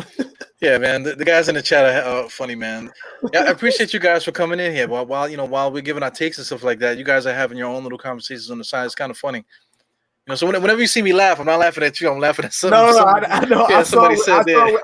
I'm watching it come up as it's coming up too. I'm seeing what these guys are talking about. They got me over here giggling too. Yeah, Jalen Rose. What do you think about Jalen Rose? Jalen Rose had a little bit more power. I think he looks like a Jalen Rose now. Yeah. I'm talking about what he can become. When I say a Grant Hill, Paul Pierce, I'm talking about what he could become. Yeah. I didn't expect I don't expect Paul Pierce to be MVP of the league. I didn't expect Grant Hill in his era to be MVP of the league. I'm saying he has that one thing that's missing from him that could turn him into that player. Yeah. The one thing he's missing right now to stop him from being Paul Pierce is a step back move. Sloppy bop. A sloppy bop step back move. And the one thing that can stop him from being Grant Hill is he doesn't have a downhill crossover dribble like that. So those are the one things. Other than that, he can rebound the ball like them, he can distribute the ball like them, he can do all those other same things. But because we look at what Grant Hill did in his era, the spin moves, the up and under dunks, the crossovers. He was nasty, man. He was nasty. He was nasty. He was nasty. And not nasty just basketball wise. He was disgusting as he would dunk on you, be in your face, and then lock you down on the other end too. He was sunning cats out there doing his little it was 5-year run before he got hurt. Yeah. Oh man, it was so rough to watch. And that's when I first really, really, really got into basketball, was watching those guys, Yeah. When I was really heavy, and I'm like, oh man, this seems pretty cool. They're not doing this kind of stuff down in Morrison Soundby Park. They're not doing this kind of stuff. Let me kind of watch this game. I can't jump that high, So, this is just a matter of what could RJ become. And maybe he doesn't become that. Maybe he becomes the guy that's like, damn, this small forward is averaging 9 rebounds a game. Maybe he becomes that guy, which I'm cool with too, because I don't look at just points per game. last time I remember, Dennis Rodman averaged 18 points, 18 rebounds a game, and 2 or 3 points a game. And Chicago won a championship with that. Yeah. I don't look at points as if that's the only way to contribute. And that's the primary reason that the Frank Hive exists, by the way. Again, I don't want to jump down that rabbit hole, but that's the reason that hive existed. It's done now. Actually, you know what? I'll say this, Eru. The reason the Frank Hive still exists is your fault, by the way. You blaming me for the Frank Hive, man? Yeah, bro. Because all we got to do is just stop talking about them, and they'll go away. But every other show, you got a way of bringing him back, and you brought him up this show. We were talking about who's the most important player on the team, and you brought up Frank again. This is your fault. But, I mean, you have to, man, because when you talk about guys like McBride and stuff like that, we're talking about potential, what the guys could be. But like the whole argument with this guy was that, he has potential, he needs time. They're not playing him right. They're not developing all this bullshit. You know what I'm saying? And look how quickly he came in here. Already he's a player. Second year, McBride and Grimes, they come in here. People are already ready to start them already. You know what I'm saying? It's like time goes on. We cannot waste so much time on just one player. That's the only reason why I keep bringing it up, because as we build, we always have to keep bringing it up, because we were in no man's land talking about that kid, man. Like fighting to the death for a guy that had no chance of being involved in anything. And look at him now. You know what I'm saying? So, hey, he's off the team and he's still the most. All right. Is he the most? All right. So we talked about the most important Knick this season. Right. Is Frank Ntilikina the most polarizing Knick? The most polarizing Knick that you've ever covered in your entire time of talking shit in barbershops, in courts? Who's absolutely. the most polarizer? I remember Rick Brunson. I remember almost going to blows over Rick Brunson because people thought that he was going to be like the next starter. Oh, he's going to start next to Sprewell. We need to trade Houston, all this crazy stuff, because they just felt so strongly about Rick Brunson. But not to this degree with this particular player. You know what I'm saying? It's like it's been so many players throughout the course of life that, I mean, I used to like Shammond Williams. Shammond Williams, I used to love that dude, man. I used to think that he was going to be like Isaiah Thomas, again, you know what I'm saying? But I never was to the point where like, oh man, see, they gotta, develop him. They gotta give him. I never in life did that. Man, I think in all of sports, there's never been anything like that in all of sports. I think. Hey, I'll tell you who my guy was. Again, I'm in love with the story. My guy was Clay Anthony Early. You couldn't tell me a goddamn thing about that. Was Bronx boy, bring him here. Bring him here. You probably was the only one in the history of the Knicks that ever gave a damn about Clay Anthony Early.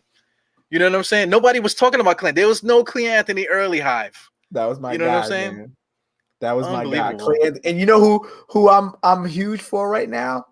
My guy, my boy from Queens. My boy, Hamidou Diallo. Yo, he's gonna be good, man. Yo, shout out to Detroit. They got a lot of good young dudes on that team, man. Yeah, they got a lot of good guys over there. You think they fight for a? You think Detroit fights for a playing game? It's possible, man. It really depends on they got Dwayne Casey. The guys I think they're gonna buy into what Dwayne Casey's trying to do there. But I mean, you want to talk about Jeremy Grant? They got Sadiq Bays over there. They still got some other guys too, Mason Plumlee, and they still got Killian Hayes. I don't know if they signed Josh Jackson, like you said, Hamidou. They have over there, and then Cade to that mix. They have so many good young players there that and they're all around the same age too, so they're gonna grow together. So I think. With that, they're just going to grow. They're just going to grow together. I'm not too sure if they're going to be able to be in that play-in. It's possible. It's possible. So what team in the league right now do you think looks like that Chris Paul, Blake Griffin, DeAndre Jordan Clippers team? What team looks like that? Because I think, to me, that was like that's probably one of my favorite run and gun teams. And then next would be that Phoenix Suns team with Nash and Marion and Raja Bell and Amare. What team looks like that Clippers team? Because I would have loved, which is why I enamor our bench so much. Because I think our bench is that. Even if you was to say, you know what, we're gonna swap Noel and put even if you say we swap Noel out for Mitch at the starting position, you put Mitch coming off the bench, our bench looks like that Clippers team. So what team in the league right now do you think looks like that LA Clippers run and gun and dunk on everybody team? The Knicks. I don't know about dunking on everybody, but I think Mitchell Robinson's going to dunk a lot, man. You know, he's going to look a lot better than he is. Because, I mean, just for the simple fact, he has 4 offensive talents around him. He's going to be open. You know, so I think he can put off a DeAndre Jordan, you know, type of thing. You know, we got to be careful with that because we're going to have to pay him, you know, if he does do that. You know, hey, listen, all I'll say about that, this angry idea about we don't pay, you know, Mitchell Robinson. What are you like? What we gotta pay this guy? Yo, Rudy Gobert got a bag for doing what Mitchell Robinson does right now, a little bit more better. Let's be real.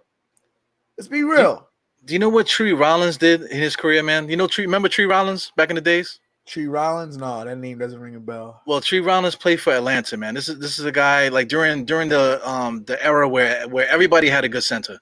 Atlanta had Tree Rollins, you know what I'm saying? One of like the worst offensive guys. But I mean, if you want to talk about stats, he would give you like 8 to 9 points, basically 8 to 9 rebounds, you know, 7 to 9 rebounds, you know, 3 blocks, that type of thing. That's basically Mitchell Robinson. Mitchell Robinson hasn't given us anything more than that, you know, and he's gotten starters minutes and stuff like that. He doesn't have an ability to score. So anyway, to pay somebody like major money like the way they pay Goldberg, you got to be able to score. So I mean, every time Utah gets in trouble in the playoffs when they need a bucket, when it's Donovan Mitchell drowning, there's nobody else that can score. And you know, when they paid their center the max and he cannot create his own shot, I think you can't do that. Listen, I'm not comparing. I'm comparing. Yes, we could say was Utah dumb as hell for that? Yes, I think so. But I'm talking about what the new NBA standard is for who gets paid. That is like so all over the place. Like JJ Redick was still making crazy buku contracts, right? Dragic made a bunch of money. They paid your boy that went down to Charlotte from Boston. What's the white guy's name? Gordon Hayward. He got a bag. Like, who gets a bag is everybody's just a matter getting a bag of now. Right. So who gets it? So why are we arguing or why are we worried about, oh, we got to pay the guy? Like, I don't care about what Dolan does with the money or what the front office does with how they pay him. All I'm saying is the standard has changed as to who deserves what. Standards changed. So if I'm not saying that I'm going to pay Mitchell Robinson what Rudy Gobert got, but if the asking price is half of that, we can. I'll give you that right away. And if he's wanting more, then let's talk. But if you're asking for Rudy Gobert money, certainly no. I want you to play here because you want to play here. Well, let's say the Knicks didn't make the playoffs last year, and then say Mitchell Robinson got an extension, and I was saying we did not make the playoffs. right? And then say Mitchell Robinson did not get an extension yet, but he was up for an extension. Let's say if we didn't win, like I'm saying, and Mitchell Robinson got an extension, that is a travesty. You know, we didn't make the playoffs with this guy, and then you want to take your cap and say, just throw it out the window and just give this guy money just because he's owed it due to the market or due to what's happening. You can't do that because you totally screw your franchise over because you can't get better now because now you done tied up all your money and equity into a guy that can't create his own shot. That's not. I don't think that's a good idea. Again. A lot of people don't like this part of the conversation. It always seems to come here. Is it that Mitchell Robinson can't, or he just didn't? Now, hold on. Before you answer, I want you to think about this for a second. Right? Think about this for a second. There's not many centers in the league that we give the expectation to create your own shots. There might be 5 in the league that we say, put the ball on the floor, create your own shots, make the ball from the top of the key, right? Start from the top of the key and do that. And we'll give you a bag, right? There might be 5. I can only think of 2 right now off the top of my head. No, I'll say 3. And one of them is not even a traditional center. I'm talking about Embiid, Jokic, and Bam Bam. Bam Adebayo. That's it. No other center in the league is really creating their own shot. None of them are doing that, right? So Rudy Gobert got a bag based off of what he does well, which is rebound the ball and put back and play defense. And what do you expect Mitchell Robinson to do? Rebound the ball, put back, defense, and blocks because he did that. That's what you expect him to do, right? So look at this idea, this bull crap idea that we have that we're not going to give a guy the ball that can't create his own shot. Rudy Gobert can't create his own shot. He gets the ball in the paint. He might do 2 dribbles and a hook. You might get that out of him. Other than that, he's a same run and gun lobber just like everybody else. All of the other big man running up and down the floor centers, Rudy Gobert is that. He just does it a little bit better than all of them, and he got a bag. Now, again, Utah's crazy as hell for doing that. I'm just saying that the market is what's going to dictate what we determine a player is going to get at this time. That's it. The market is going to dictate that, not the opinion of Eru or Evergreen. That ain't going to dictate it. The market is going to say Mitchell Robinson deserves to get something because 2 years ago, Rudy Gobert got something, and he does. And if I would go so far as to argue to say, you give Mitchell Robinson a full healthy season, and he's better than Rudy Gobert. If you ask me, I would say that. That's first opinion, Knick fans. The first Evergreen G opinion. That's it.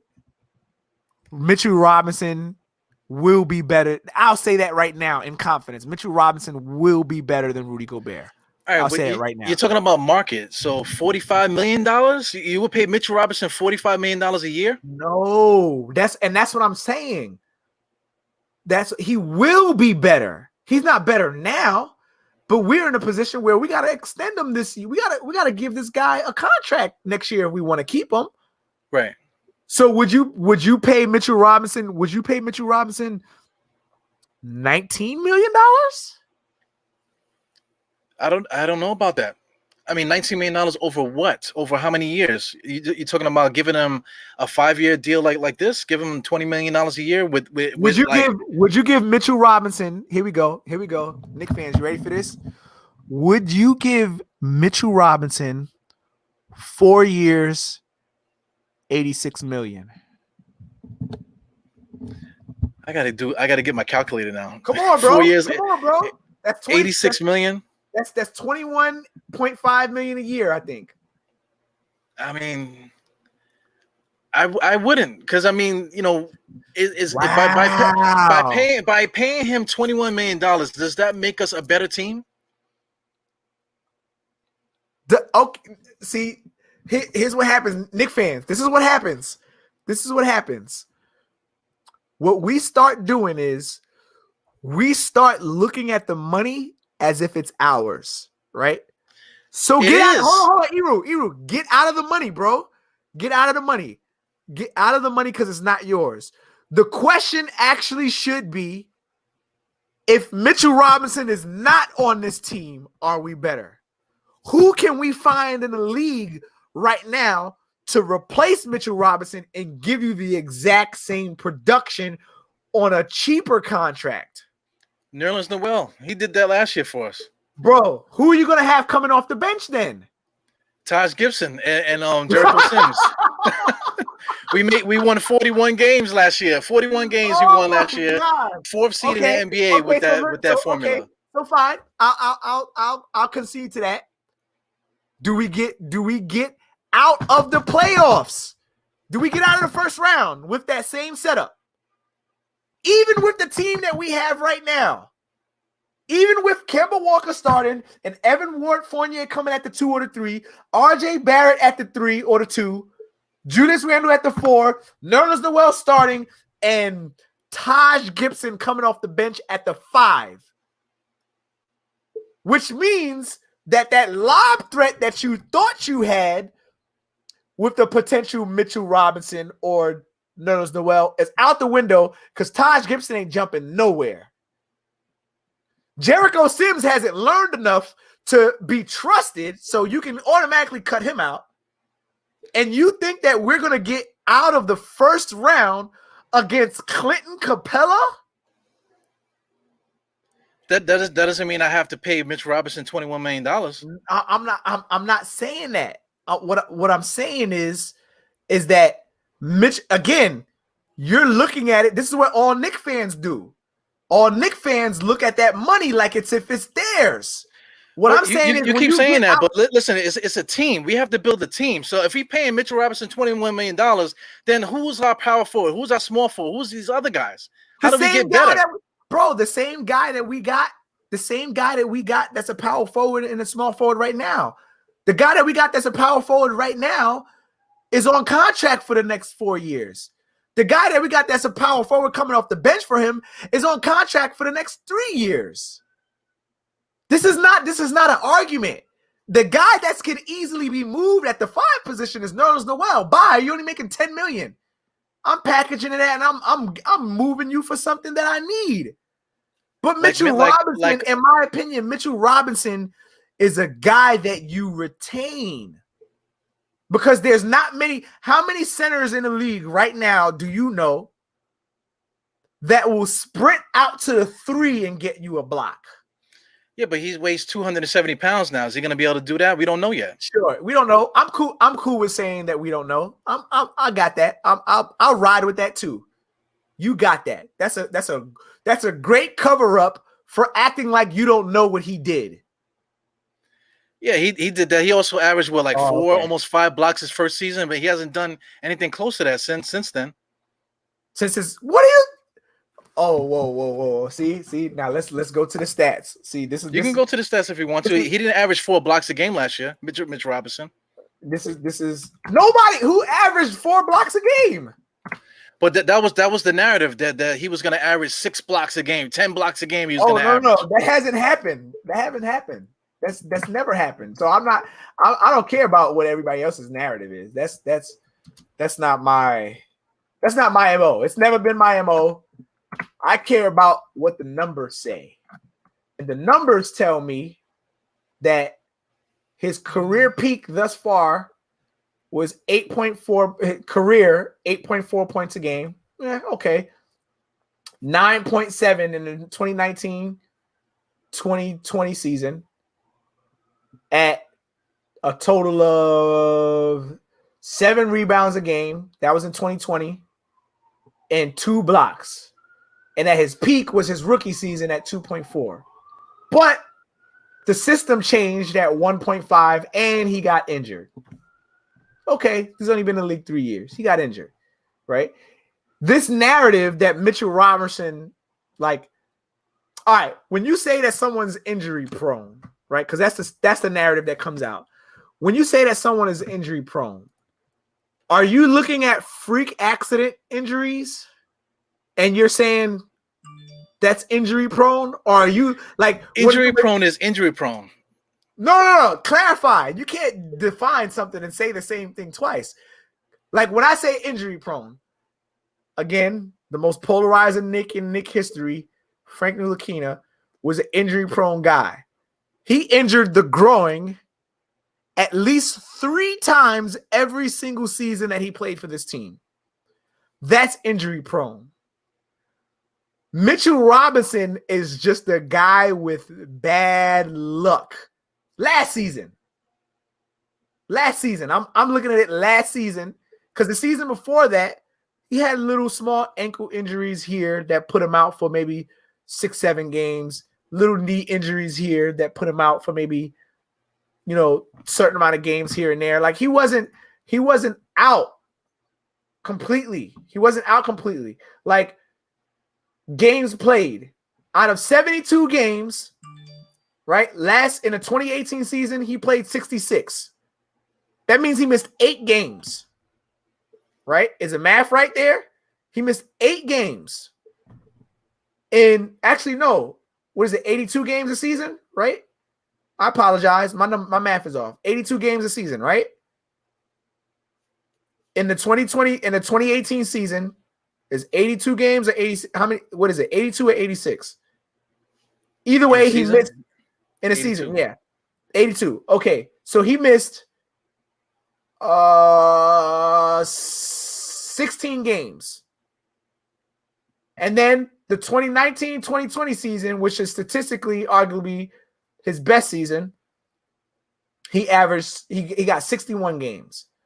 Last season, which was the back-to-back injuries, he only played 31, right? I'm not saying give the guy a bag right now. I'm saying that this is the year that you evaluate. Yeah. This is the year that you evaluate and you let the market dictate. I'm happy with what they did as far as contracts and fiscal responsibility, fiscal security, all that good stuff. I'm happy with that. But if he gives me 10 points a game, which I think should be easy for him, based off of the way the starting lineup is constructed right now, assuming he's a starter, that's easy. Easy money. Off of lobs, can Mitchell Robinson catch 5 lobs a game, maybe 2 lobs a game and 3 putbacks? Easy money. And then you give him maybe 3 foul shots a game. That's an easy 13 points a game. You give him 2 blocks a game, a steal, and let's see. We'll be reasonable with his rebounds. He averaged 7 rebounds a game. For his career, he averaged 7 rebounds. So you give me a guy that gives you 7 rebounds, 13 points, 2 blocks, and 1 steal. Because he's averaging 0.9 for his career. What do you pay that guy? Again, 7 rebounds, 13 points, because I think that could be his peak. 7 rebounds, 13 points, 2 blocks, and 1 steal. What do you pay that guy? I know I don't want to go north of too much. Well, I mean, 20 million, because you're talking about the market, but I don't care. Like I'm not looking at it as the market. I'm looking at it as our team. Okay, I'm looking at how can we maximize the potential of our team based off this team now. If we say Mitchell Robinson is a guy that we are going to re-sign, right? Because he gave us 13 points, 7 rebounds, 2 blocks, and a steal. But he never gave us 13 rebounds. He never gave us 13 points a game. I got you. But what I'm saying is, based off of the way this team is constructed, with the space, with the fact that you can't double team anybody, Or if you double team him, the only person that really needs to step up to double team him is the center position, where you would think that you're not losing anybody, which is Lob City for Kimbo, right? Because we didn't really have a super lob threat under any of the point guards we had, really, right? The lobs that he was getting wasn't from it wasn't from Alec Burke like that. It damn sure wasn't for Derrick Rose because they didn't really play together. It wasn't from Quickly, and it certainly wasn't from Elfrid Payton. So now you got Kimbo Walker, who is your new primary distributor driver. And the last season, he averaged 8.3 points with a guy that can't get him the ball in the air. He averaged 8.3 points. So you give me 2 more lob attempts and 1 more foul shot. That's it. That's 5 points. Well, not even 1 more foul shot. 1 more foul, which is 2 shots at the line. Assuming he doesn't make it. 2 shots at the line. And his field goal percentage from, let's see, what's his foul shot percentage? Free throw percentage. He had 2.1 attempts a game, 1.2 attempts per 1.2 free throws are made. So he's a 56% free throw shooter. So out of 1 extra attempt at the line, you're getting, out of 1 extra foul, you're getting a whole nother point. So that 8.3 is going to easily get you 12 to 13 points. That's why I'm not jumping out the sky and giving all these crazy numbers. I'm just looking at, you think Kimbo Walker can get, yes or no? Do you think Kimbo Walker can get Mitchell Robinson 2 more lob attempts a game? I mean, we talked about it. I've been saying it the whole game. We got 4 offensive players in the starting lineup, so Mitchell Robinson is going to be open. You know, I've been saying it. I've been saying it the whole podcast. So that's a yes, right? He already averaged 8.3 points a game. So 2 more attempts. Let's just assume that he makes 1 of those 2. Now he's at 10.3 points a game. And the other one is a foul, and he's shooting 50% from the floor. So we'll say that's 11. We'll give the max. 11 points a game. Now I'm dropping. I'm helping you out. 11 points a game.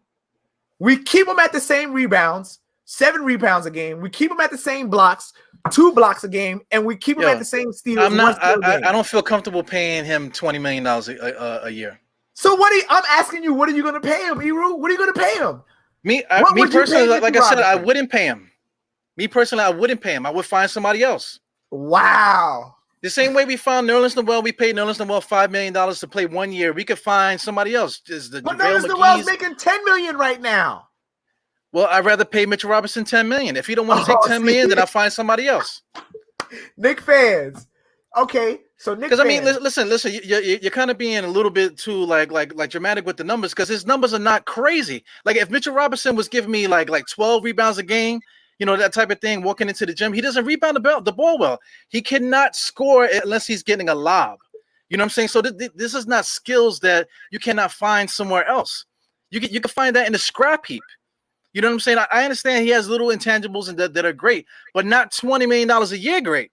You know what I'm saying? I would rather find a bargain basement player than pay him $20-something million, because I get the whole thing where maybe you can pay him now, package him later, and do that. I'm not with that. I'm with trying to maximize the potential of the roster as best I can. I do not want to lock up salary for a guy that's injury prone.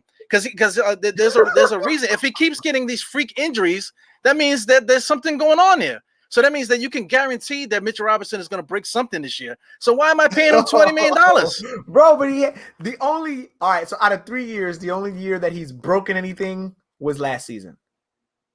We got to stop with this injury prone stuff for Mitchell Robinson. Didn't he break his hand? He broke his foot this year, and he broke his hand sometime before. It was the same year. It was the same year. Cut it out. They were both the same year. He broke his hand first this year or last season. And in the same season, he came back for 4 games and he landed on somebody's foot and broke his foot. Okay, he's goofy. Sure, I'll give you that too. He was goofy at 230 pounds, but now he's 270-pound man. Yeah. So now when he falls, he's gonna break his whole hip and everything now because he's way heavier.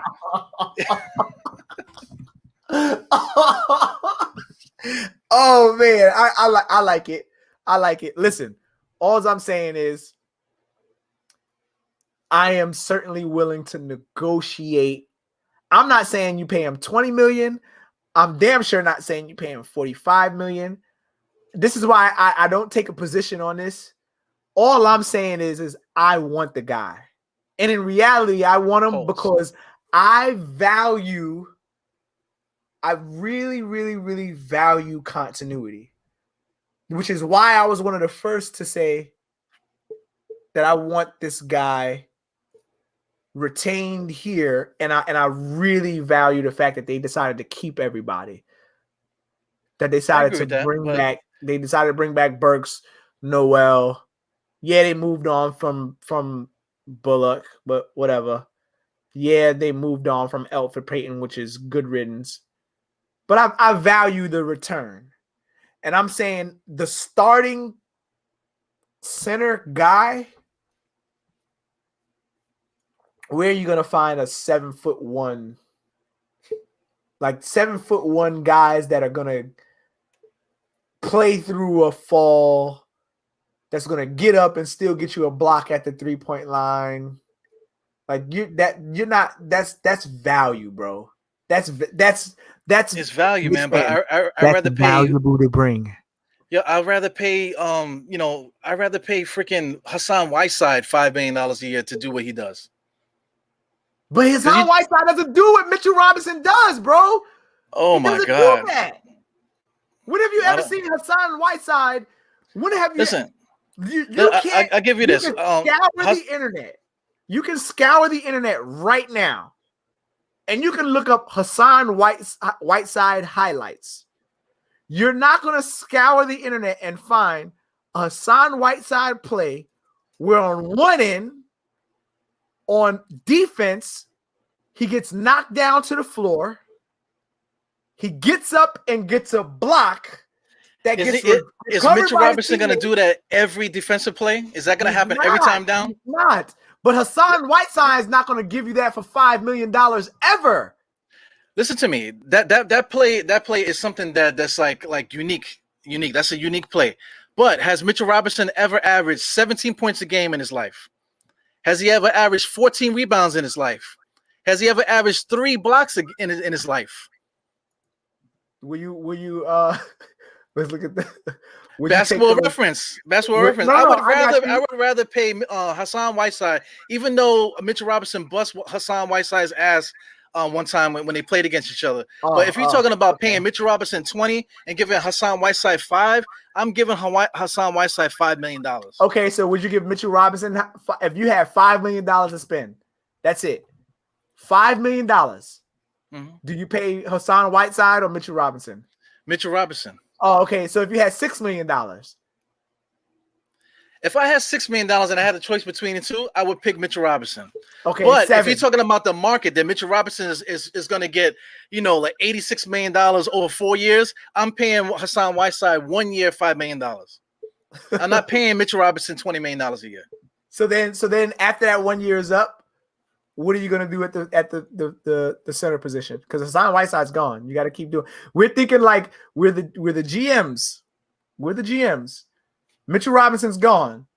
You paid Hassan Whiteside that vet minimum, and you negotiated him for $5 million, right? You thought about vet minimum. He demanded the $5 million. You needed a center. You gave it to him, right? Right. And then he's got maybe a year left in him. You give him a vet minimum the following year, and he's out of the league. Now you're back in the same position that you've been in. Well, then I gotta call JaVale McGee and see what he's doing. If JaVale McGee is on the same age platform as Hassan Whiteside. Cut it out. They're both and he's worth $5 million. He's worth $5 million. He's gone. He's worth $5 million though.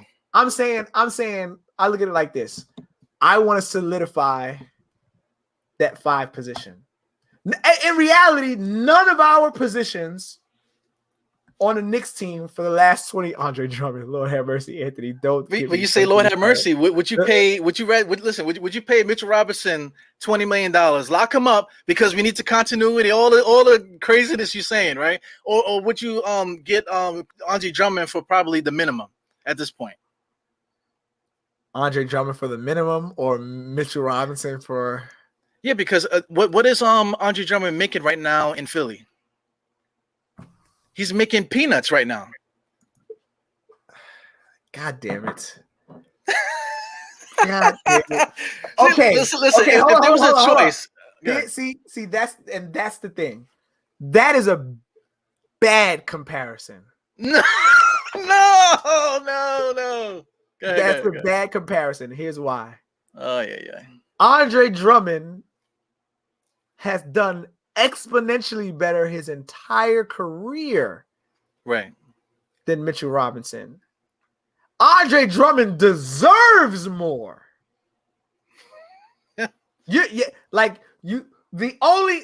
say, what do you say? You're as good as your last game.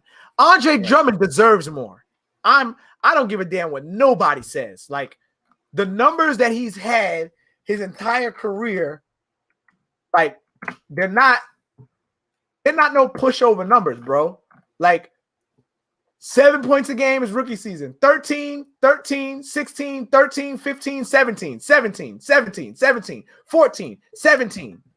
Yo, and guess then what down he's making next year? With LA. Guess what he's making next year? What he's making next year? He's probably got the vet minimum, right? Yeah, he's making $2.4 million a year. That's, bro. And you mean to tell me that a guy that was giving you that, and blocks 1.6, 1.6, 1.9, 1.4, 1, 1.6, 1.7, 1.6, 1.7, 1.4, 1 down with the Lakers. So this is what I'm saying. My man, Naruto Goku, he just came out. He said Drummond is worth at least $10 million. Right now, his value is so low, just like the other guy, Cousins. Right now, Cousins is just a minimum guy. You know, Cousins is probably worth a lot more, but Cousins is probably worth 10. You know what I'm saying? Drummond is probably worth 10. So now I'll give you this. If Mitchell Robinson wants 20, I'll tell him go and go to the check casher place and see what they do for you. You know what I'm saying?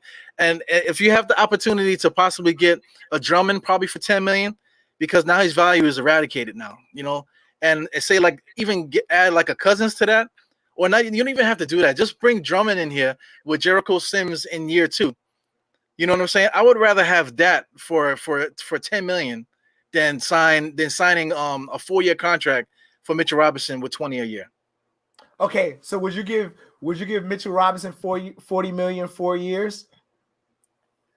No, well, 40 million 4 years. No. Well, that's so. I mean, I got to pull out the calculator, man. You know what I'm saying? I'm like a man of a certain age, that's $10 man. million a year, bro. Yeah, you wouldn't give Mitchell Robinson $10 million a year. You just was willing to give DeMarcus I would give him $10 million a year. You would give him $10 million. Okay. Yeah. So all right, Knick fans, do you see what I'm doing?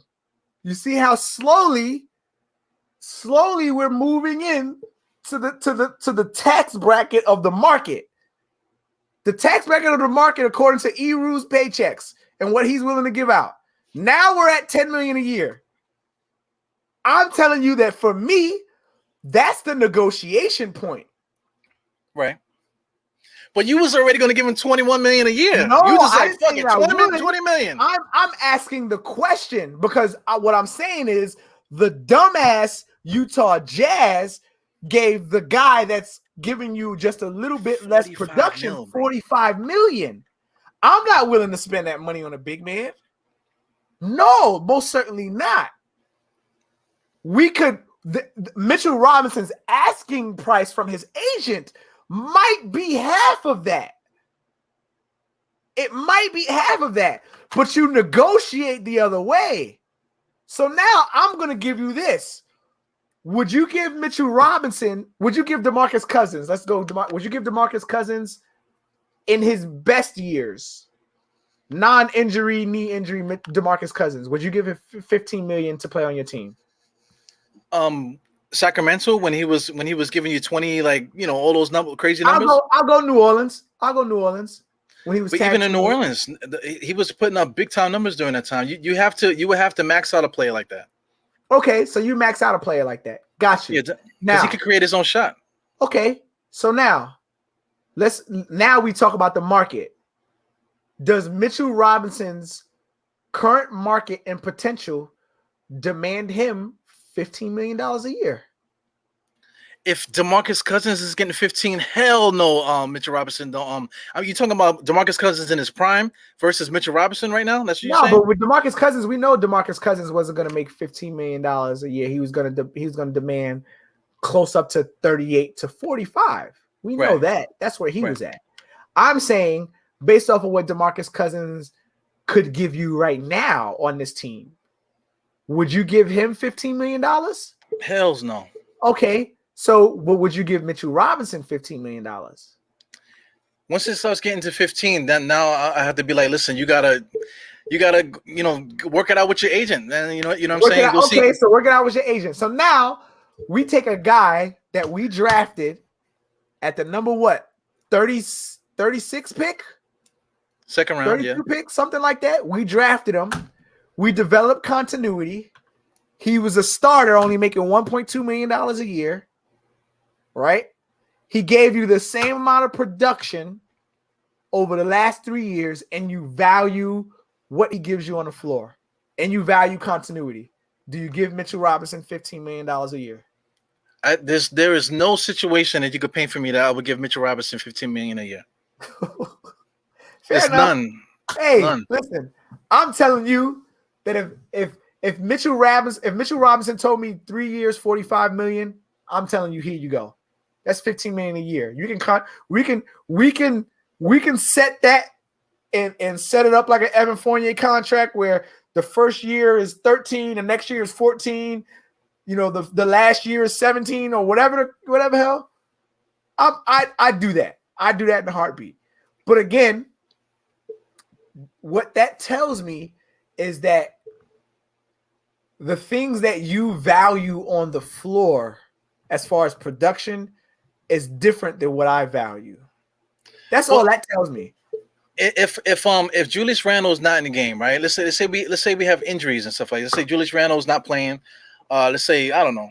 Let's say doomsday happened and just Mitchell Robinson is the only guy. Iron Man play all 82 games, right? He's not gonna get us in the playoffs. I mean, there's no and then if we're paying him that much money, you know, over 4 years, that exceeds all the other contracts. It's not even nobody's even on the same timeline at that point. That means you invested in this guy because you wanted him to be your anchor up until a certain point or whatever.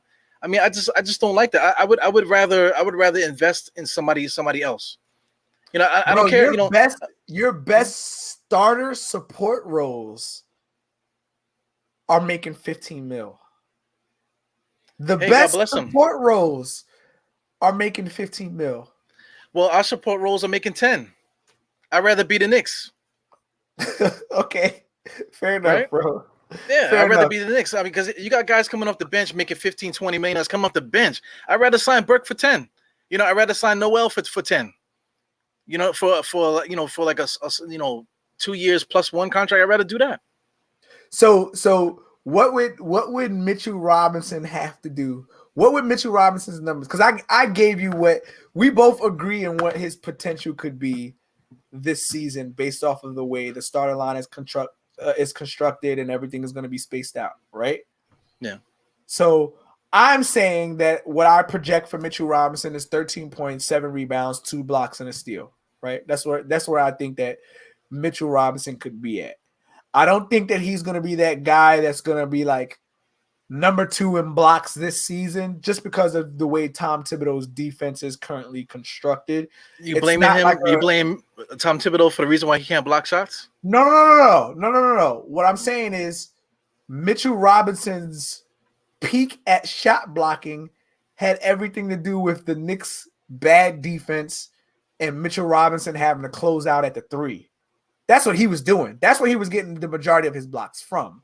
So what I'm saying is Tom Thibodeau's defense forces Mitchell Robinson to sit right there in that box. right? Don't move out of that box. And he's giving you an easy 2 blocks a game, right? So I'm saying at max, Mitchell Robinson may give you 2.2 at max. If we want to extend him out, 2.2 blocks a game, right? Because the floor is now spread out, 11 to 13 points a game.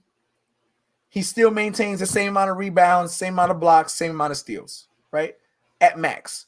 So you got a guy that's let's put in the middle. We'll go 12 points a game, 7 rebounds, 2 blocks, and a steal as a support role starting center. What do you give that guy? You're talking about just what Mitch Robinson's been doing, basically? No. He's giving you an extra point. Right. He's giving you an extra 2 points, we'll say. I mean, we both agreed that, right? We both agreed that if he was doing 8 points a year, 8 points on average, 8.4, right? That's where he was at, 8.4, right? On a congested, no space. Kimbo Walker, Evan Fournier, and Mitchell Robinson, not Julius Randle, RJ Barrett in the corner give you space. Kimbo Walker's ability to drive and demand attention, go into the paint, gives Mitchell Robinson free reign. Julius Randle's ability to hold on to that ball and draw a double team leaves Mitchell Robinson as the only open guy because of Evan Fournier's ability to shoot, and that guy's got a lock on him. Kimbo Walker's ability to score, and that guy's got a lock on him. RJ Barrett's ability to shoot at 40%, and that guy's got a lock on him. So we all agreed that Mitchell Robinson is the guy that the defense is going to unfortunately have to leave from time to time to help out at the center spot. Because nobody else is going to be able to do it consistently. At least if they do it, it'll be the first 10 games. And everybody's like, all right, we realize that we got to play man. Right? And when they realize that the double team isn't working, or the double team is working, Mitchell Robinson's the fail-safe guy for, dribble, drive, lobs. What his center ability grants him to do, right? So what I'm saying is, based off of Kimbo Walker's production and ability to pass the ball, does Mitchell Robinson get at least 1 to 2 more lob attempts from 8.4? I'm still not paying Mitchell Robinson no more than $10 million. It's just not. It's like there's no way that you could paint it. I'm waiting for you to tell me something different. Knicks fans, this is what they do, people. This is what they do. The cognitive, I'm telling you, I'm gonna be a prophet again, and I'm cool with that. Mitchell Robinson is gonna average that amount of many points. And we're going to have to reevaluate this question again come the offseason, assuming Mitchell Robinson doesn't get traded. We're going to have to reevaluate this again. And we're going to say, damn, Mitchell Robinson scored 11 points, 7 rebounds, 2 blocks, and a steal. But that's not something that's so dominant that I'm like, wow, man, we got to give him $20 million. It's one thing. I get what you're saying. Like if everything works good, the continuity and stuff like that, I'm down with keeping Mitchell Robinson, for an extended amount of time. But I'm not looking to lock him up for $80 million, that type of thing. I'm just not looking to. I will never look to do that. No matter what you say, I will never do it. Because you're talking about an extra lob. He is going to get an extra. I think he'll get an extra lob. But he gets a lot of lobs anyway. Sometimes when he gets those perfect games, sometimes like that game when he bust this guy Whiteside's ass, he was basically he didn't miss a shot all game, but they were all lobs and putbacks and stuff like that. You know what I'm saying? But he's not gonna do that every game. Be 20 points a game off of lobs and putbacks. It's not happening. 10 points a game. That's not really something so crazy. It's to me that's a basic skill in the NBA. It's basic. Look, Gregory Castillo says it. With the stats that I'm giving, Mitchell Robinson, $12 million. But that's $12 million. You saying 15 and you talking about $21 million a year? There's no way in hell I'm giving him more than $15 million. No way in hell. 10 million maybe. 10 million is what I would give him. 12 million is the max. That's the cap right there. I'm not giving him no more than 12 million a year. Okay. So my whole point in the reason I painted that picture is to show you that you do value his potential. I don't know about his potential. What is his potential? You're talking about a plus 2 points a game. That's not potential. He's just playing on a better team. Sure, but what I'm saying is you even value what he brings. If you think that there's other centers in the league that can give you that amount of production for a veteran's minimum, or I'll jump in the draft and give you that. Andre Drummond. Andre Drummond's that guy. I agree with that. I would give Andre Drummond $12 million a year right now. Yeah, if it was a choice, let's say like you said, we're gonna have a negotiation, right? So if Mitchell Robinson's people say, "Yo, we want $20 million," that's it. Then I'm gonna be like, "All right," and he's gonna be like, "What do you mean, all right? All right?" I'm gonna be like, "All right, go ahead, go get it." You know what I'm saying? Then let him see if he's gonna get $20 million a year from somewhere else. Because it's quite possibly somebody would give him money. Because these guys, I feel like every day some bum is getting a max, like more than he should get. Every day somebody's getting signed for more than he should get. The Knicks are not doing that. The Knicks haven't done that. Like everyone wants to talk bad about like how the Knicks are not spending the money and look at the bums that we were signing. But we're being responsible. A guy like Alec Burke held us down or whatever. But we could have easily went another route and paid another guy like all this money for over 4 years, and then we will be screwed right now if we did that.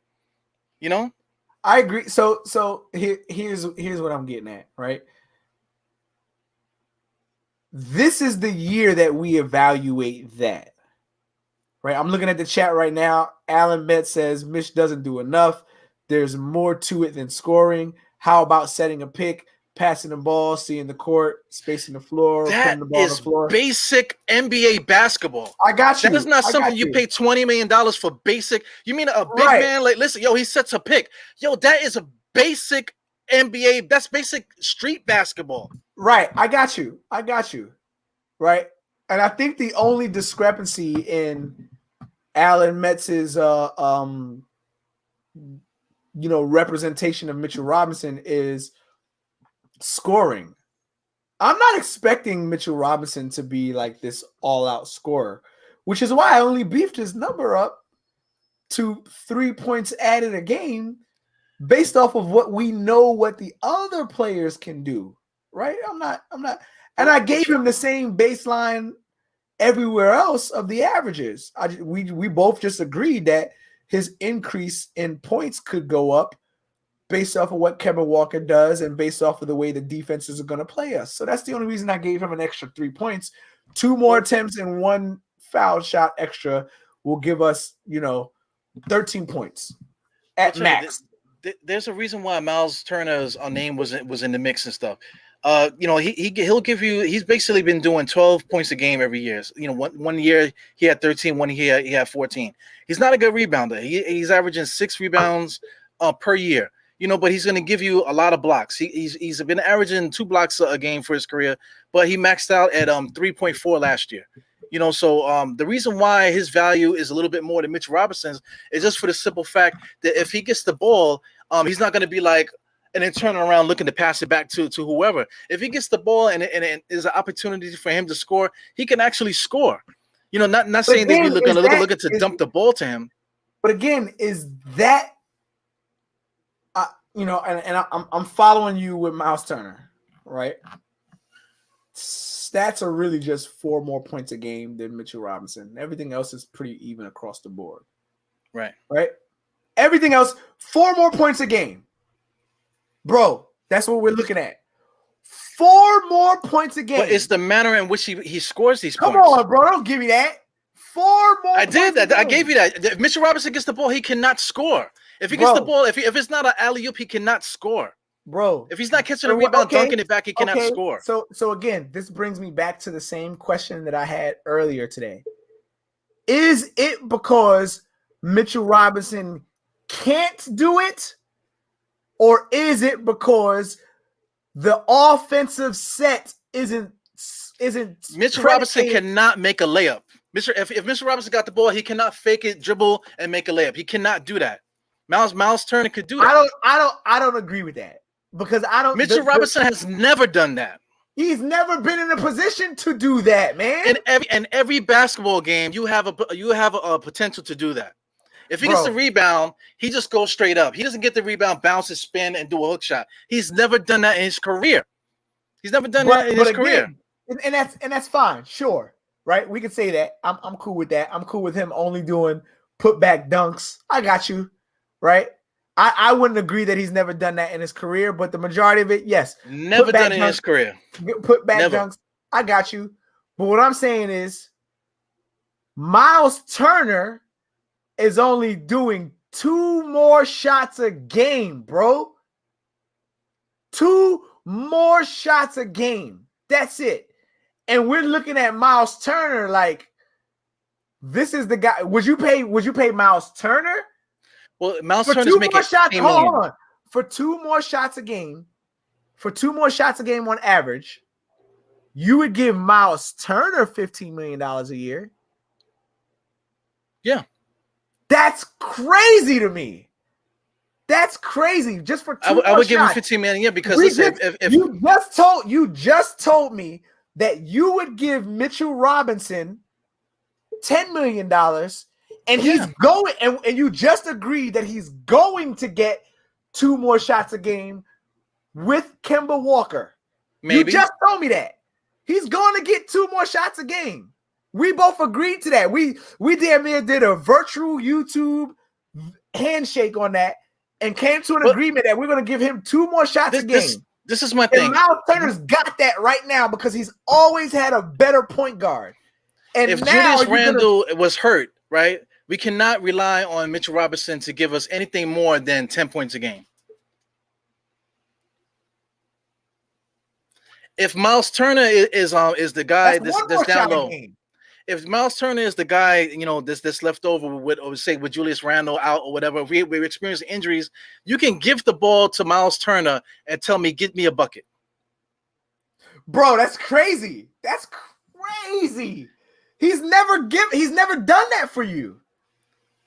He's never done it for me because he plays for Indiana. Bro, he's never done that for Indiana. You've never given the ball to Miles Turner and said, "Yo, get me a bucket right now. We need to win this game." You can give him the ball, not win the game. I didn't say that. I didn't say get us to win this game, but he can get you a bucket. He can get the ball and score. Nobody's ever said, Miles Turner, this play right here is for you. Give me a spin move and get me a bucket. Give me something and get me a bucket right now. But he can do that. We can just go to any highlight tape that Miles Turner has, and he has all that in his bag. Bro, if you watch Mitchell Robinson's thing, everything is just him catching alley-oops and blocking shots. I think that's crazy to say, and here's why. Here's why. Okay, I'm looking at it right now. We'll go with career stats. 3-point percentage is 35% from 3, right? Now, that 35% from 3 comes from 2.4 shots a game from the 3-point line. 2.4. That means he misses 1 a game. He takes 1 again.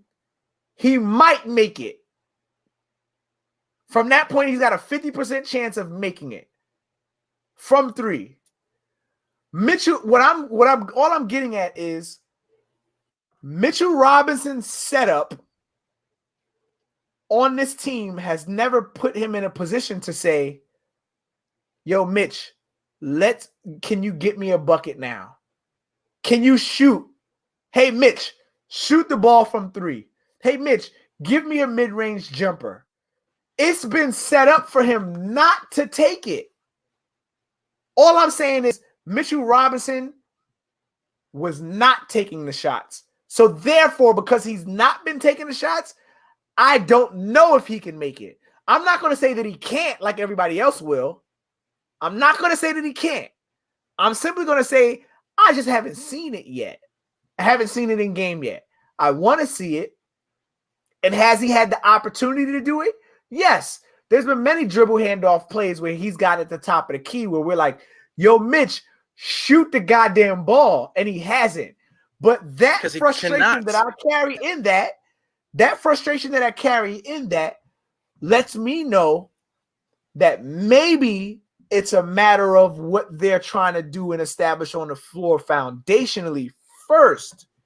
So this right now is the year that I'm looking at Mitchell Robinson and saying, okay, this is the year that you got to show me something, because I'm cool with retaining you and giving you $15 million a year. I would like to see, like, you know how long we've been talking about this? We've been talking about this for like 30 minutes, man. But like the reason why I made I keep bringing up Frank Ntilikina is for reasons like this. Mitchell Robinson, like you're taking Mitchell Robinson down the Frank hive right now. You're making a Mitchell Robinson hive where like you're like saying imaginary stuff and you want to pay him money that he didn't earn yet. You know, it's kind of to me that it's like that's what the whole bro, it's like a drawn out argument. Bro, I'm not saying pay him money right now. I'm simply saying that this is the year that we evaluate what he does. And based off of the production that he's given us on average, the 10 to 12 million is what I'm willing to start at. But if now we want to beef it up, yeah, I've been there. When I gave the $20 million, I was fishing to see where you were at. I said that. I mentioned it. I'm fishing to say where you at. But I'm telling you that based off his production, bro, $10 million, if he gives us the same amount of production at $10 million, I'm retaining Mitchell Robinson. If he gives us his average production right now, we just paid Nerlens Noel the average production that Mitchell Robinson has given. We paid Nerlens Noel $10 million a year to do the same exact thing that Mitchell Robinson has done his entire career. We agree with that. But that's what I said. I would never pay Mitchell Robinson no more than 10, maybe 12. You know, if the Knicks really wanted him, but I'm not paying him no more than that. 10 million is my number. That's it. No matter what he does. 10 million is the number that you give him right now based off of his average production. But what I'm saying is, if you give him the extra lob, the extra foul shot, the same amount of rebounds. It doesn't matter. You said that a million times. It doesn't matter what he extra. If he gets one extra lob, one extra foul shot, 3 points, and I got to pay him more than $10 million because he got an extra lob. He got an extra lob. What are you gonna do, people? Yo, an extra lob, and I gotta pay him. I gotta pay him $5 extra million because he got an extra lob. I'm saying, where do we start the asking price at? If you want to say 12, 10 to 12, I say 10, 12 if the Knicks want to give him more than that. I say 10. That's it. That's the most, and I would love to give him less than that, but 10 is the most. And I'm not giving him no more than that. Okay. See, right? The way we are talking, the way you're like going on about Mitchell Robinson, like Mitchell Robinson is the most important basketball player in it, because we didn't talk about not one player as long as we've been talking about Mitchell Robinson. Right now, we've been talking about Mitchell Robinson for like almost 40 minutes right now, for Mitchell Robinson alone. So like we talked about Julius Randle, we talked about R.J. Barrett, we talked about a little bit about Walker, a little bit about Fournier, but we talked about Mitchell Robinson for 40 minutes. You know what I'm saying? So the answer to this whole podcast is, who is the most important player for Mr. Evergreen is Mitchell freaking Robinson. He is the most important player right now, because I keep saying the same thing. $10 million is the most I would give. I would give him less if the market for him was 20. See ya. I would sign anybody else. I would find somebody else that would give me that production, or just move up the guys that we have. I'd rather just move up Noel. Hopefully, Jericho Sims does something up. Is ready to play. I'd rather just use our own guys than waste $20 million on a guy that's only giving me 10 points and you're talking about 7-8 rebounds. Wow, you know what I'm saying? That's not even worth 40 minutes. It's not really worth 40 minutes. Fair enough. Cheers, Knicks fans. I'm not mad at that. Yeah, it's not. Never was. It's really not worth the conversation, because if Mitchell Robinson goes and gets 20, okay, cool. Give me JaVale McGee for the minimum. This guy Andre Drummond is not going to make no more than 10 because he screwed his own career up. He should have never went to LA. You know what I'm saying? He should have went to the Knicks. But he decided to go to LA. Wait. Andre Drummond ruined his career by going to the Lakers. Because now he went from 27 million and now he's making 2 million. He ruined his career going to the Lakers. So you agree with me that he should have been a Knick, bro? He should have been a Knick, but I mean, it would have been too much for us because look at the market now. Because now we save money, so he screwed his own self trying to chase a championship. Now next he only made 2 million this year. Next year you ain't making no more than 10. And God bless you if you make it. So would you have given so the veterans minimum was for what for Andre Drummond 2.5, right?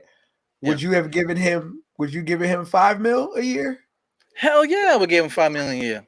Thank God. Yo, if we got Andre Drummond for $5 million a year this year, because he only got 2, I don't understand why he went to Philly either. Because he got real estate, and MB got real estate in his brain. So why would he go to Philly? I don't get that. He's an idiot. He should have went to the Knicks. If he was going to sign for $2 million in Philly, he should have went to the Knicks for 5 or something like that. Or even 10. He could have went to the Knicks for 10. Now, if you're talking about getting Andre Drummond for 10, now I'm trading Mitchell Robinson at that point. Because Mitchell Robinson, you're talking about his market could be 20. If his market is 20, then see ya. Let's see who else we can get. Package him with whoever, and let's get a position, like a player in another position that's going to take us to a championship. Because I don't care about like in the beginning you was talking about it's not our money. It is our money. This is our team. I'm not going to pay Mitchell Robinson all this money and then we're not winning no championship. I don't care about these guys getting their bread. It's all about the Knicks winning the championship. Okay, so I will say that I like that analogy. I like that idea of Mitchell Robinson getting booted because we think that's where he thinks that's where he's worth, and Andre Drummond coming here for $5 million. I'm doing that in a heartbeat. Absolutely. I was almost the only person in Knicks fandom that was like, yo, we gotta get Drummond. I felt like I was the only guy. Like as much amount of people that was jumping down my throat about it. I'm getting people on Instagram, on Twitter, Evergreen, you're an idiot. People on Facebook harassing me. Oh, you're dumb as hell. The fact that I have another one of the primary Knicks content creators that's agreeing with me, that's expressing the same exact, it makes me feel vindicated. So first and foremost, thank you that there's somebody else that realizes that Andre Drummond needed to pull his head out of his ass. Yo, let me say something about Alawaj. Shout out to Alawaj. I wanted to shout you out not too long ago on Sim Show because you said something ill, but the guys over there went to another subject. But anyway, I'm just gonna address what you say here. Eru, stop trying to block Mitch from the bag. I guess you just telling jokes and stuff like this, but I don't care what these guys make. Let them make whatever. You know who blocks people from bags? When you have a podcast that's on for a certain amount of time, you got 70, 80, sometimes 150 people in the live sometimes, and then when you check to see the numbers, and there's like 16 thumbs up. That's blocking. That is blocking. You know what I'm saying? 150 people watching the podcast, only 16 people hit a thumbs up. Come on, man. Hey. and right now we got 80 something people right now consistently for like damn near 3 hours. And when I check it, there's gonna be 5 thumbs up. You know what I'm saying? That is blocking the bag because you know damn well that's gonna block all the algorithms. You know what I'm saying? There's people out there that are not putting out content like this, and they're not saying anything. It's just a bunch of open air. Them saying, "Hey, Knicks fans, it's your boy," and then they pause, and they're not saying nothing. You know what I'm saying? These are like just random podcasts, but then you see them, they got like 100 thumbs up and like, you know, I'm ranting here, but like to block Mitchell Robinson's bag, man, fuck Mitchell Robinson. You know what I'm saying? Fuck Mitchell Robinson. This is a Knicks podcast. I don't give a damn about Mitchell Robinson. If Mitchell Robinson gets $20 million playing for another team, God bless him. You know what I'm saying? I hope Frank Ntilikina gets a contract. I keep bringing him up because look, we've been talking about Mitchell Robinson for 45 minutes. You know what I'm saying? I would not spend no more than $10 million on this cat. That's the end of it. You know, if he can get $20 million from another franchise, God bless him. You know what I'm saying? Can I hold something? You know, can you click my podcast and give me a thumbs up? Can you subscribe to the podcast, please? There's people that make comments on the videos and they're not subscribed. Constantly commenting on every video and they're not subscribed to the podcast. So, you know, everybody blocks everybody's bag. You know what I'm saying? So that's an evil rant right there. Habitual bag blockers. That's what we're gonna call y'all. Yeah. Habitual bag blockers. Listen, guys. You know what I've always tried to do is I try my hardest. If I ever take a position on it on any given topic, I will always take that position from jump, and you will know, right? Just like we did earlier on in the show, right? I took the position of Obi Toppin is the most important player for this upcoming season, and I gave all of the justifications why. I painted the picture. Like, this is the opinions that I carry are not some like bullshit stuff that I've not put any legitimate thought into. So much so that I even got Eru, who was initially against it. Watch the beginning of the show. Initially against it, that after I painted the picture and made my explanation, he's like, yo, I agree with you. Right? Right? Yo, I agree with you. Right? So we're on the same page with that. Because I put a lot of thought. Like, I put too much. Bro, I just drove from Virginia. I know you do. I just drove from Virginia today. And the whole time that I'm driving from Virginia, bro, Virginia, where I came from in like Richmond, Fort Lee area, it's either a 4-hour drive or a 7-hour drive to get back up to my house in South Jersey. And that whole time, I'm sitting here thinking like, yo, who is the most important player in this team? And I went through it in my mind and all the things, the way this team is constructed. And I'm like, yo, I came to the conclusion that it's Obi Toppin, right? And what did I do? I said, yo, Eru, I got a content idea. What's up? In fact, because it's the weekend, I wasn't even expecting you to answer my text message. I was expecting, yo, he probably had like ride Playland or some shit with his family, blah, blah. He out kicking it. He hit me back like, let's do it. Right? We talk off air. He thinks because I'm wearing a 9-God jersey that I'm going to say RJ. Nah, it's Obi. Right? I put 6.5 hours of thought behind this. All right. This isn't some bullshit that Evergreen is just coming up with. I really think about what I'm saying. Right? And I laid my position down up front. Gave the justification why. Everything else that I've done after this has all been just probing to see. Not agreeing or disagreeing or even taking a solid position. I agree with you that I would start at $10 to $12 million for Mitchell Robinson. Right? I agree with you there. What we pay him is all incumbent on what he does this season, which is where the negotiation would start, simply because he had the opportunity to get extended last season and he didn't, because they're like bro, you just broke your hand and you broke your foot. So the Knicks are in agreement with me. Right. It's not worth an extension. So again, I'm not denying that. Yeah. We're on the same page when it comes to that. Yeah. I'm taking the simple Socratic approach and saying, what is it that Eru values? And it's evident that you don't give a damn about the starting position and the numbers that are currently given from that starting center position, that you're willing to move Nerlens Noel up and pay another guy for the cheap. I got it. Now we have dug into the mind of Eru because I'm the other panelist on the show for the day. I've already let you dig into the matter of the mind of Evergreen G. I let you guys dig into that. Now let's dig into Eru and see where he's at. We see where he's at. So based off of where he's at, that there's a higher expectation in that center position in order to give that center position $20 million.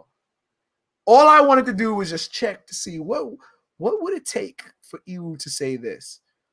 And even at this point right now, bro, I don't even know what the hell it would take for Mitchell Robinson to get $20 million according to Eru. Absolutely nothing. You hold a tough bargain. Like if Mitchell Robinson gave you Jokic numbers, you're like, take a hike, you chump.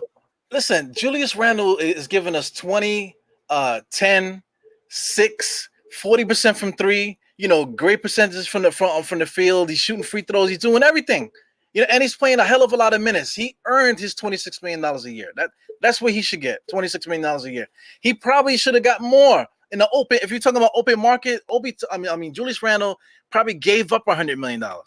Shame on him. You know what I'm saying? But he's thinking about the team the same way I'm thinking about it. He's like, listen, right. if I take a little bit, I still got money, more money than I could ever spend. So I don't need to be greedy and ask for the extra 10 because that extra 10 is going to be needed to get somebody else. You know what I'm saying? So that extra 10, I don't want to give it to Mitchell Robinson. That's not the reason why Julius Randle put $100 million and threw it out the window. Julius Randle didn't save the Knicks money for us to just give it to Mitchell Robinson. You know what I'm saying? Right. If anything, if we do sign Mitchell Robinson, it's going to be a sign and trade to get Karl Anthony Towns or something like that.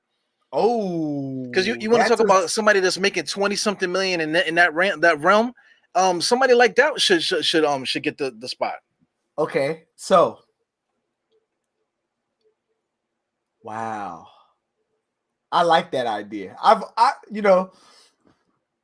The only reason that I was ever opposed to a Karl Anthony Towns idea was simply because him and Tibbs did this thing here. They did, Captain America Civil War, type shit. They fought, rah, rah, rah. No, I'm the player. No, I'm the coach. I am the GM type shit, and then Tibbs got fired and Cat, essentially got what he wanted. Well, yo, I'm not, and for Con Man, no, he didn't quite blow my mind, right? Because I've been, again, we saw how I went down the rabbit hole train of the Cam Reddish idea to get Zion in the future, blah, blah. Like that 6.5 hour drive was a real,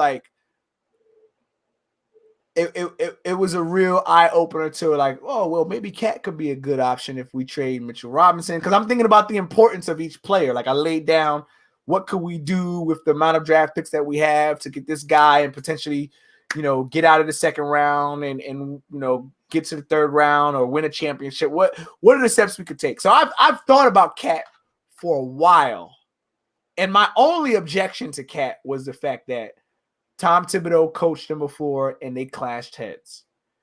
But a lot of people over the last, 6 months were Cat may have changed based off of the passing of his mom and his maturity level and all that other stuff. Not just his And, mom, he lost a few family members to COVID. Right. So maybe he's matured and he's understanding the value of life and what's important and leadership and the whole story. Again, I'm a guy who's infatuated. With the story, right?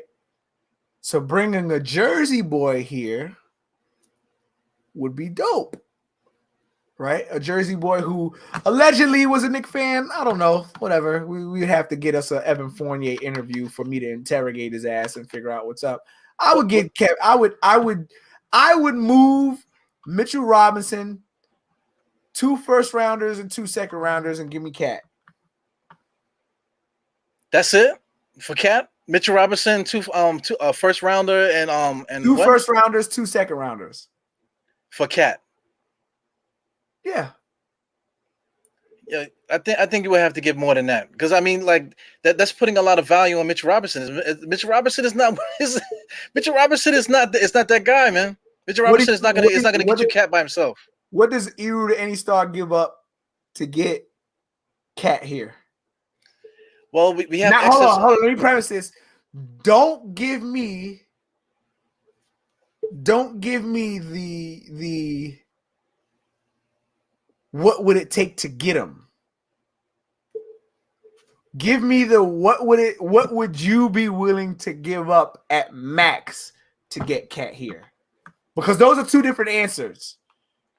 Not really. It's always going to be the same answer. Like we have excess in contracts. So we got these rookies, Grimes and McBride. So if we feel like these guys are worth it, that they're going to be able to contribute, and get minutes and stuff like that, then you're talking about Burks is gone, Noel is gone.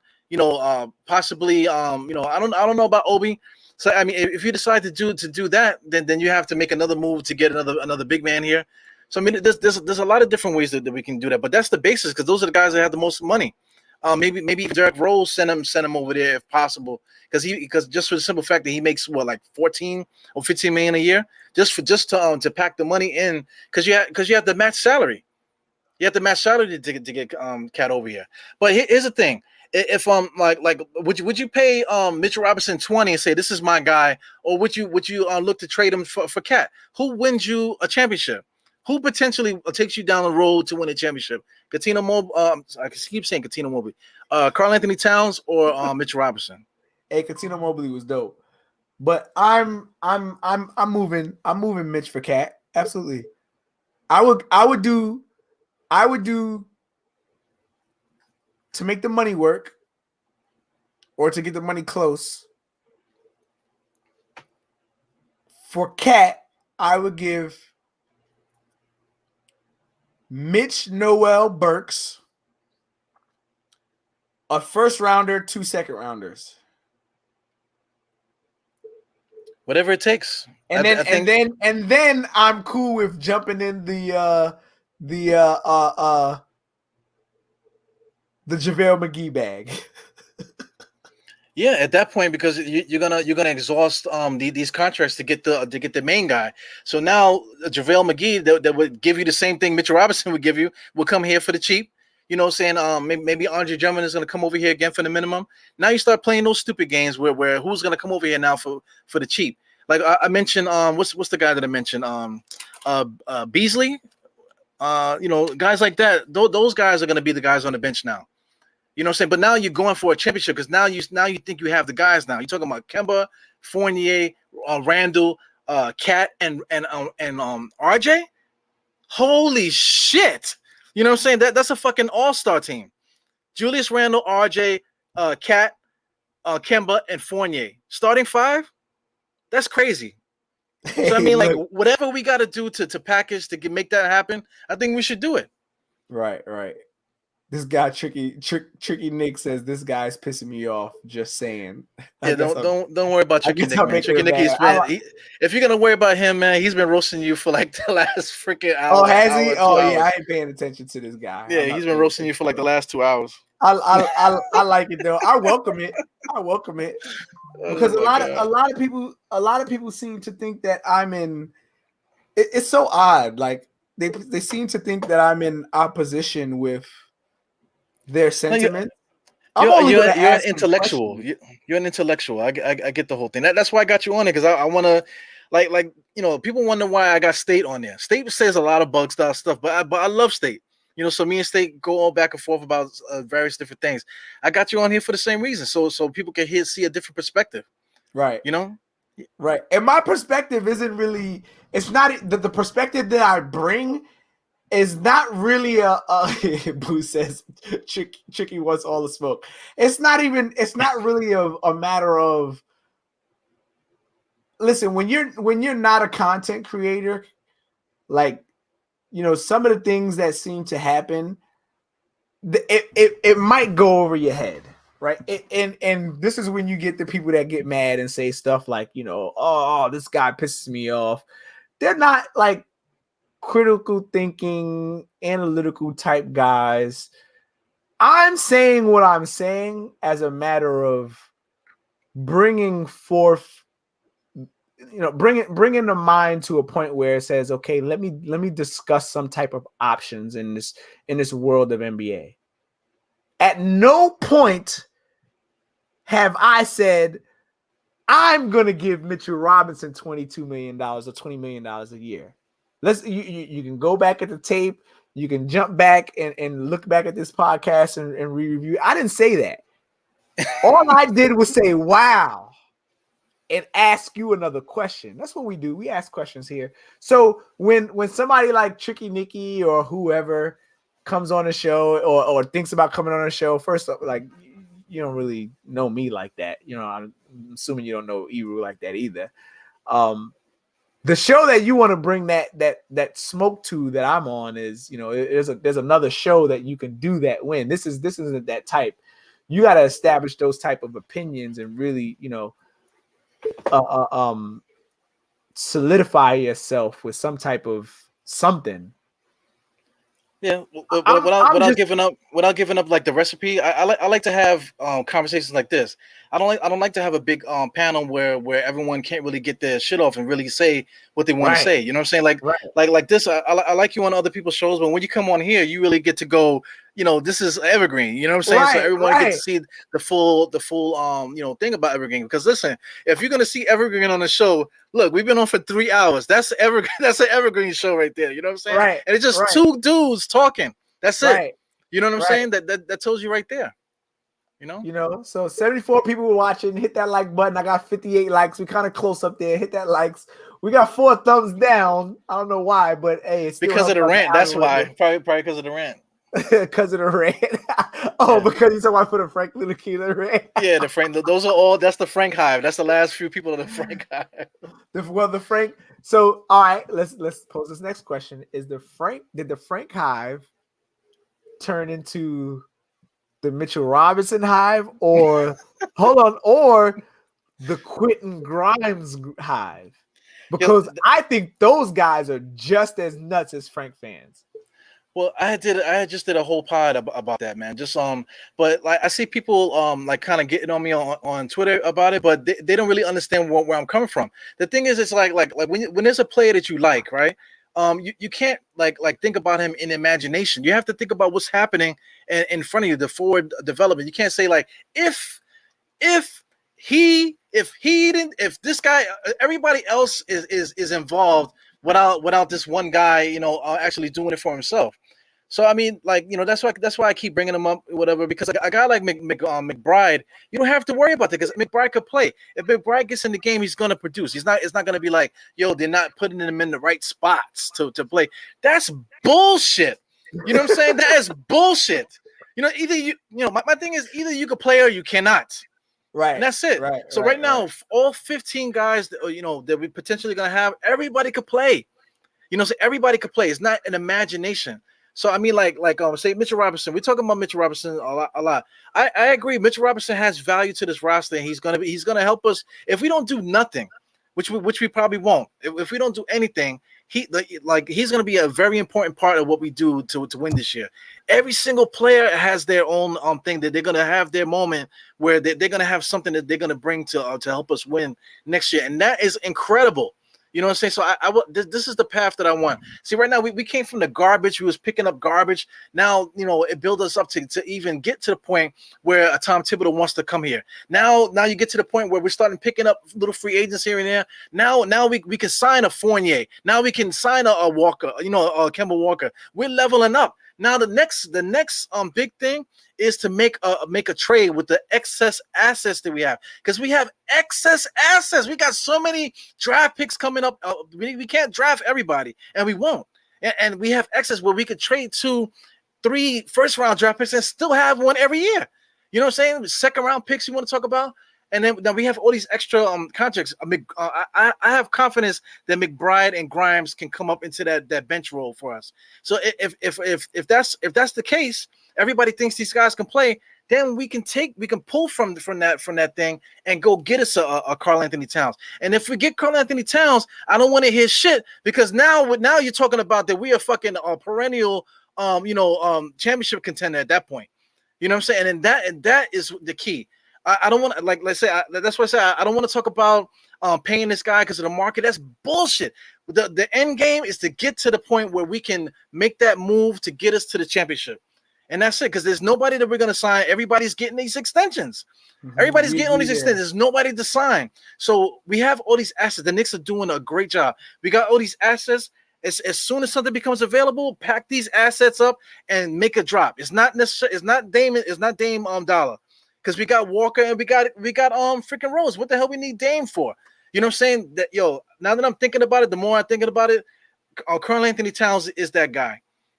It's gonna put us to the point where we have 5 guys that you cannot double team any of those guys, and everybody can shoot the 3. So how are you guarding that team? And then we got defenders coming off the bench. So that to me is incredible to me. And you're talking about stories. Man, and then at the end game, it should always be the championship. That's it. It should always be. Okay. All right. Hold on. I like this take. I love this take so much. So you're telling me that with Karl Anthony Towns on this team, we are at a win now. Without a doubt, in win now mode. Yeah, without a doubt. Right at that point, we will be on a 3-year plane that we're trying to get a championship. At that point, that's the end game. Listen, Tom Thibodeau's is he gonna die?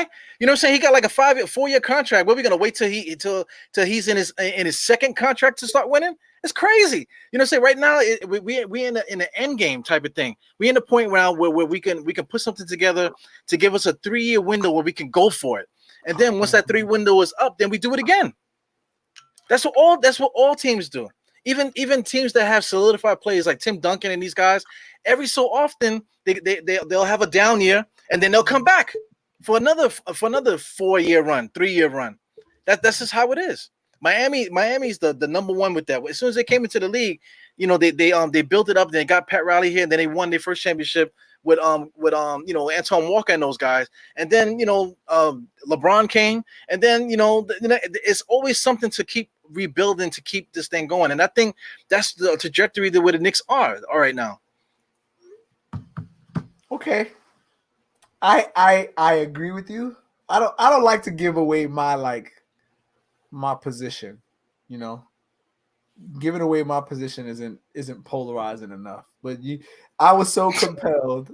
Funny, I was so compelled when you said Cat puts us in championship mode. I agree, bro. How do you guard that though? You don't. How do you guard that? Because Kimbo Walker, if Cat and Julius Randle up on the perimeter and Fournier's on the perimeter too, there's so many different things you could do with that. Because you cannot double team anybody, and Cat is going to score every single time 1-on-1. Julius Randle is going to be wide open. Who do you double at that point? And then the bench comes in. We never lose. We never lose any. Would you say the starting 5 with Cat in it? Would you say that we are better than the New Jersey Nets? They're going to have to guard us. You know, at that point, you know, we talking about they have three of the best players, offensive players, and you know, Durant plays a little bit defense, but they got three of the best offensive players of this generation. You know, if you want to talk about that, the best handles that anybody's ever seen, the best pure scorer anybody's ever seen, the best probably shooting guard of this generation in Harden, or point guard, whatever you want to say that he is. You know, there's three unstoppable players on that team, so they're going to be a hard out. But if those three goes against that five, they got to play defense. And at number one, nobody's guarding Cat on that team. You know, and number two, nobody's guarding Julius Randle on that team. You know, and then Fournier is just running around doing what he wants to do at that point. And then you forget about RJ Barrett. You know, so there's so many different levels to that team if we was to get Cat without trading any starters. It's crazy. Knick fans, there you have it. I agree, bro. No fighting me today. No fighting me today. No fighting you today, man. I agree, bro. We already eclipsed the 3 hour mark, man. Bro, this has been one of the most entertaining shows that I've done in a long time. You know, you know, we've addressed. This show was supposed to be, in my opinion, based off of the way I brought it to you, this show was supposed to be about Obi Toppin. You know, and we were able to morph it and bring it into so many different avenues, and that's what it's about. You know, that this is what we do. This is what Knick fans do. You know, we kind of jump down a rabbit hole. You know, we jump down the manhole in the Bronx, and then we come out the manhole in Long Island somewhere. You know, yeah. So, you know, it's just a matter of, you know, trying your best to my goal. Let's try to figure out what the hell this front office is doing. I think that's what gives the current Knick content creators their content, is that nobody knows what the front office is actually trying to do. You know, and that's an amazing feeling to have. You know, while you feel like you're in the dark, you look at all the things that they actually have done and you say, okay, I like the way that looks. Well, the thing with that is just with everyone else is that everyone is still in the pocket of all these mainstream media guys. You know, they're still in the back pocket. They don't have an opinion unless they hear somebody say it. You know, they're still watching ESPN, watching these jackasses that never even like seen a basketball. You know, they can't even talk the game the way that we talk it. But you value their position. There's still people out there that gotta buy the newspaper every morning. Are you kidding me? You want to know, like in order to get your opinion, you gotta read what Berman said. You know what I'm saying? Right. In order to get your opinion, the worst guy of all people to listen to, Berman. Yo, even the Knicks players don't respect him no more. You know, the Knicks players are, hey, go Berman. Hey, Berman, what's up? But you got to ask me now. You know what I'm saying? Like, he don't even get the respect.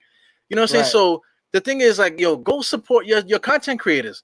Like, you see Evergreen here. You're going to see him on MBK. You're going to see him on Guillermo's show. You're going to see him on everybody's show, whatever, doing this thing. Support these guys, man, because we know what the fuck we're talking about. Even if you don't agree with a simple point that Evergreen's making, or if you don't agree with the fuck I'm saying, at some point in this conversation, you're going to agree with all of us. You know what I'm saying? And you're probably getting drunk at home enjoying the shit. You know what I'm saying? Right. I'm sweating right now. I'll say this. Yeah. Based off of the way that I've truly listened to a lot of, and I've echoed this sentiment many, many times before, right? Based off of the way I can listen to the generic rhetoric that comes out of a lot of people's mouths, to include some of the Knicks content creators that are actually out there, I can tell whether it's worth me even having a conversation with them. And what gives me that determination is when you listen to certain things that they say and certain positions that they hold, and you can tell. Hold on, I'll pull this up on my phone, right? Because I have it on QuickBooks, right? You can tell whether these guys actually have read the NBA, the CBA. If you aren't a guy that has read the CBA in its entirety, not in its entirety, that's crazy to say because it's a 1,400-page document. I don't expect any of you guys to do that. But at least have it down. This is how crazy I am about this Knicks stuff. At least have it downloaded on your phone, right? I have the CBA downloaded on my phone right now. So when anybody asks any of these questions about, oh, what do you think about making this trade or making that trade, right? I'll give you a foundational idea of to what it takes. But at the end of the day, you need to come with some type of legitimate substance in order to make it work, because this 2K shit is not the play. Yeah. This NBA 2K push X or whatever freaking button you got to press to execute the trade in hopes that it goes through, and then you say, oh, that doesn't work, so let me add another player, and oh, that doesn't work, let me add another player, and oh, that doesn't work, let me add another draft pick. That's not real life, people. It's not real life.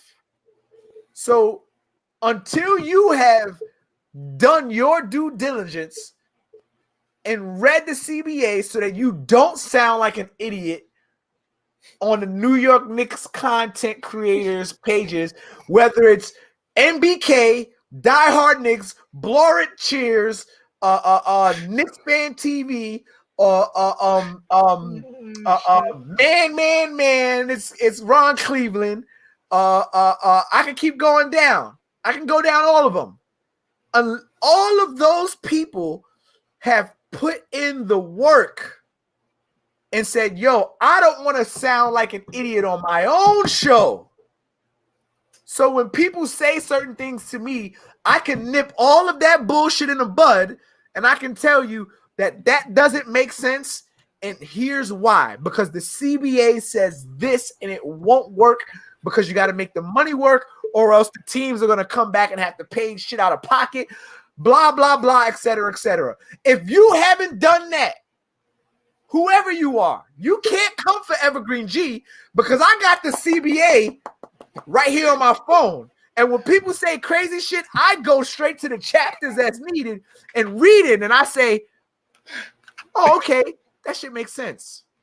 CBA chapter whatever to read, you know what I'm saying? No, that's what Evergreen. Evergreen is like the Nick Israelite. You don't have to go that far, bro. You don't have to go that far. If you got it on PDF, you can just search up keywords and say veterans minimum search, and it'll take you right to the veteran minimum paragraph, and then you can say, okay, if this guy's making a veterans minimum and this guy over here is making the max contract, how could I trade this guy for this guy and make it work without taking on salary and going in the hole? If you can't do that, people, you are not in a position to come on any podcast to say Evergreen G don't know what the hell he's talking about. Yeah, Evergreen, I can see you like standing on 7th, like 33rd and 7th with like a Nick Dashiki on, reading CBA, talking about. Hey, I'll be over there in Harlem like the Hebrew Israelites, wearing blue and orange, like standing right by Macy's and shit. CBA, and he'll be like, "That's right." Read, go ahead. Chapter 4. Chapter 4. Read chapter 4. Go to Dolan chapter 4 verse 3. All right, give me that. They get it. Chapter 4 verse 3. James Dolan contracts. Yeah, instead of selling bean pies, you can be selling snickerdoodles and shit like that. I'll be selling snickerdoodles. Listen, man. God. If my point in being is that for now, people, just listen. I'm not going to stray you wrong. I'm going to give you an opinion from up front. I'm not going to stray you wrong. I'm going to give you my opinion up front. And then afterwards, I'm going to give you all the facts in hopes to justify that. In hopes to justify that. That's it. I'm not going to give you nothing more, nothing less. You make your determination as to where you want to go, whether Evergreen G is an idiot. That's it. But if you haven't done that type of homework, you know, I'm not. If you got a Ivy League scholar from Harvard, You think an Ivy League scholar from Harvard is going to sit down and have an argument with a 12-year-old about physics? He might. He might just to whatever. He might. He not might mean a damn thing. Yeah. So if you're not that guy, if we're gonna hold on to this mantra status of being the most educated, because I hear it all the time, the Knicks fan is the most educated fan in the NBA, right? If we're gonna hold on to that status, then every single person that I see that's in New York City at the Garden on 34th Street that's wearing a Knicks jersey, I should be able to be like, just like the 5%ers used to do back in the day, right? 5%ers, hey, what's today's math? What's today's mathematics? What's today's Knicks Maddox, right? What's right. Maddox? You had to say that, right? You had to report that, and they'd be like, if you don't know it, what happens if you don't know it? Or what happened? And what happened? You get your ass beat, right? So if I come to a Knicks fan on 34th Street on game day, and I'm like, yo, what's the veterans minimum, blah, blah, blah, yada, yada, and you can't say that, or at least you can't pull out the site work and say, yo, according to CBA chapter 4, blah, blah, blah, it says this, and I can be like, peace, Knicks fan. You said that shit. If you can't do that, you have no right to come on any platform to tell me or anybody else that we're crazy for the shit that we talk about. You're gonna throw hands with them if they don't know the CBA? I'm not in that position no more. I'm not out here getting ready to fight nobody. Bro, I'm a grown ass man, bro. I'll be 34. Well, I'll be 34. I don't know, 34 or 30, 35. I'll be 34 this year. I'm not about to be sitting here arguing with people on that's not what I do. We love this Knicks Maddox. Shit. real talk, people. Real talk, Knicks fans. If we're gonna hold on to that idea, everyone should at least bare minimum. If you don't have on a Knicks jersey, but you call yourself a Knicks fan, you should at least bare minimum know the game. And part of knowing the game, outside of just knowing the rules of taking 3 steps is a travel, jumping up and down and landing with the ball after you've already had possession is a travel, right? Blocking the ball after it's on its downward trajectory is a block. If you can know those basic things about basketball, but to say that you're a real Knicks fan, a diehard Knicks fan, you got to at least have the ability to pull up the CBA. Some people we can sit here and talk about the CBA all day, and they won't even know what the hell the CBA stands for. Is it the College Basketball Association? What? What are you talking about, dummy?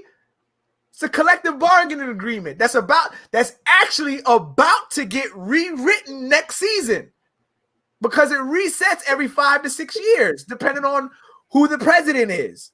So we got to do better, people. We got to do better. I think I'm gonna close it here, but as far as the CBA, whatever, I think there might be a lockout, man, with all these people like giving the people everybody $20 million a year, and they don't deserve it. No, there's no forward movement. No teams are getting better.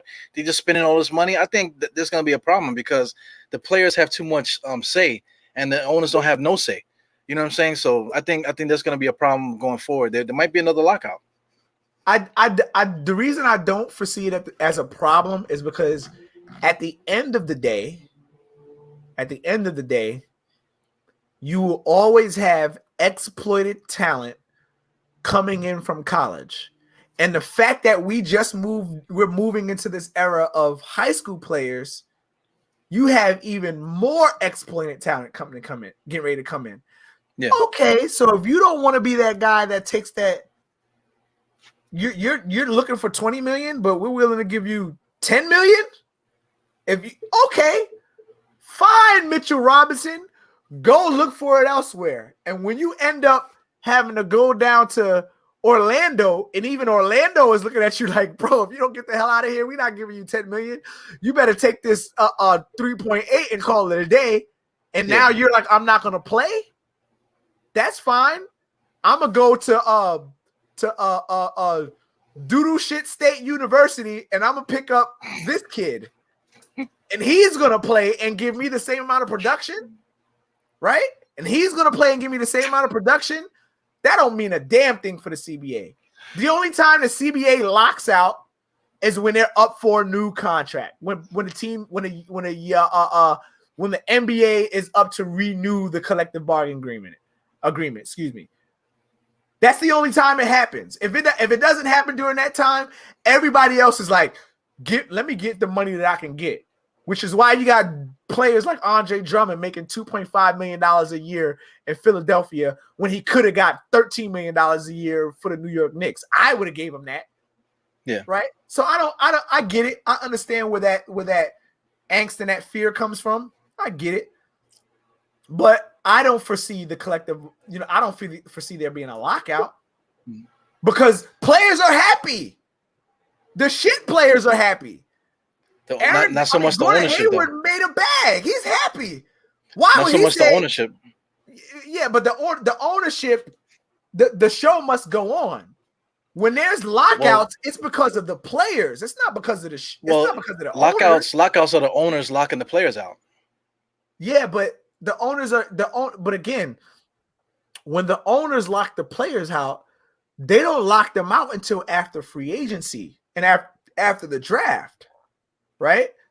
We're not gonna play this guy that much, and then that guy just so happens to have direct connections to the head of the CBA, which this year I think they announced that it's supposed to be CJ. Was it Bradley Beal or CJ McCollum? CJ McCollum this year. CJ McCollum, yeah. Right, CJ McCollum. Not many people got CJ McCollum on speed dial. I don't foresee it getting locked out this season. Not this season. This just season, like, think about it. The season that maybe next season. I'll go with that. I like that. Well, whenever the CBA is up, when is the CBA up? I believe the CBA is up this year. This is the final year, which is why they elected a new president. But the big thing is, so that's the reason why there was a lot of resignings too, because right. Okay, I got you. And then if again, I can go back and reference the CBA again. It's a 1,400 page document, so I'm not getting ready to sit here and like read all of that on a show and give us some dead air. We can discuss that on the next show. But if there were to be a lockout, it would be next season because next season is the big free agency year. We knew wasn't shit coming in free agency this year. Everybody was still on contract, right? Everybody's still on contract. The only player that was off contract that required that extension was Kawhi. That's it. Who else? Well, let me ask you this though. What are the requirements for Doodle Shits University? Doodle Shits University? Yeah. You don't even have to come off the bench. We can evaluate you in the G League. That's what Doodle Shits University in bumfuck Nebraska is gonna get you. Damn, bumfuck Nebraska. You know what I mean? That's what it's gonna get you. Okay, AK. Oh, you were D12 scholarship holder from Doodle Shits University. All right. Oh, you were averaging 30 points at Doodle Shits University, 6 rebounds, and 4 assists on 2 blocks. You can make the G League, my guy. And there's a team that will evaluate you enough, just like we evaluated Kenny Wooten, who's a free agent right now. There's a team that will evaluate you and find some type of value for you if the rest of the league decides, the big free agents decide they're not going to pay me $45 million in max for the next 5 years. Well, I'm gonna stop you there because I think we're gonna end the podcast because you just said that somebody that averaged the same numbers that Mitchell Robinson averaged, but you wanted to give him 20, but now you say reevaluate him and this, that, and the other. Anyway, so anyway, we're gonna end it, man, because we're gonna go into 4 hours now, man. So we already got 3:28. I'm gonna end up cutting this podcast and making it 2, so people can see the second half of what we were saying. Okay, but, okay. Yeah, but Mr. Evergreen, thank you very much for being on the Dynamics podcast, man. We got to do it again if we can get like another topic that we can really go crazy on. We got to come back and do it again. Absolutely. I'm here. Peace and love, Knick family. I love y'all. Expect a lot of new work on the production side, on the music production side from me. You guys know I dropped the Big 15 EP earlier on last season. We didn't quite market it right. It was really predicated on the success of the Knicks, which really didn't give us that far based off of Atlanta whooping our ass. But this season and this Knicks, this new Knicks album that we're working on, it really has a great potential. So look out for that. New Knicks EP coming on the way. We haven't quite decided on the album yet, but we're putting in some work. I know music is my very first passion, and then it comes to the Knicks. So keep an eye on the lookout for that right before the season starts, hopefully. And like, comment, subscribe, support all of the pages, all of them. I could run down a list, but right now you're watching Die Hard Knicks podcast, so leave us a thumbs up. Subscribe if you haven't, share it if you haven't. You make sure you tell your uncle and your sister, baby cousin Tracy to tune in and listen. Everybody from Soundview, stand up. Y'all listen. Y'all already know I'm representing for y'all. And yeah, man. We out of here. Thank you everybody in the chat. Shout out to Tricky Nicky. I can't even post half of the stuff that he was saying in the chat there, man. But we'll see you guys next time. Shout out to Jarrell. Shout out to everybody here, Mr. Cully. Shout out to Cully. Cully also has his own show on Orange and Blue. What's the name? The Blanche Tears and stuff overnight. Yeah. So support everybody, man. But right now, Evil's out. 4 fingers to the forehead. Tucking the thumb. Salute. See you guys in the next one, man. Peace. Peace.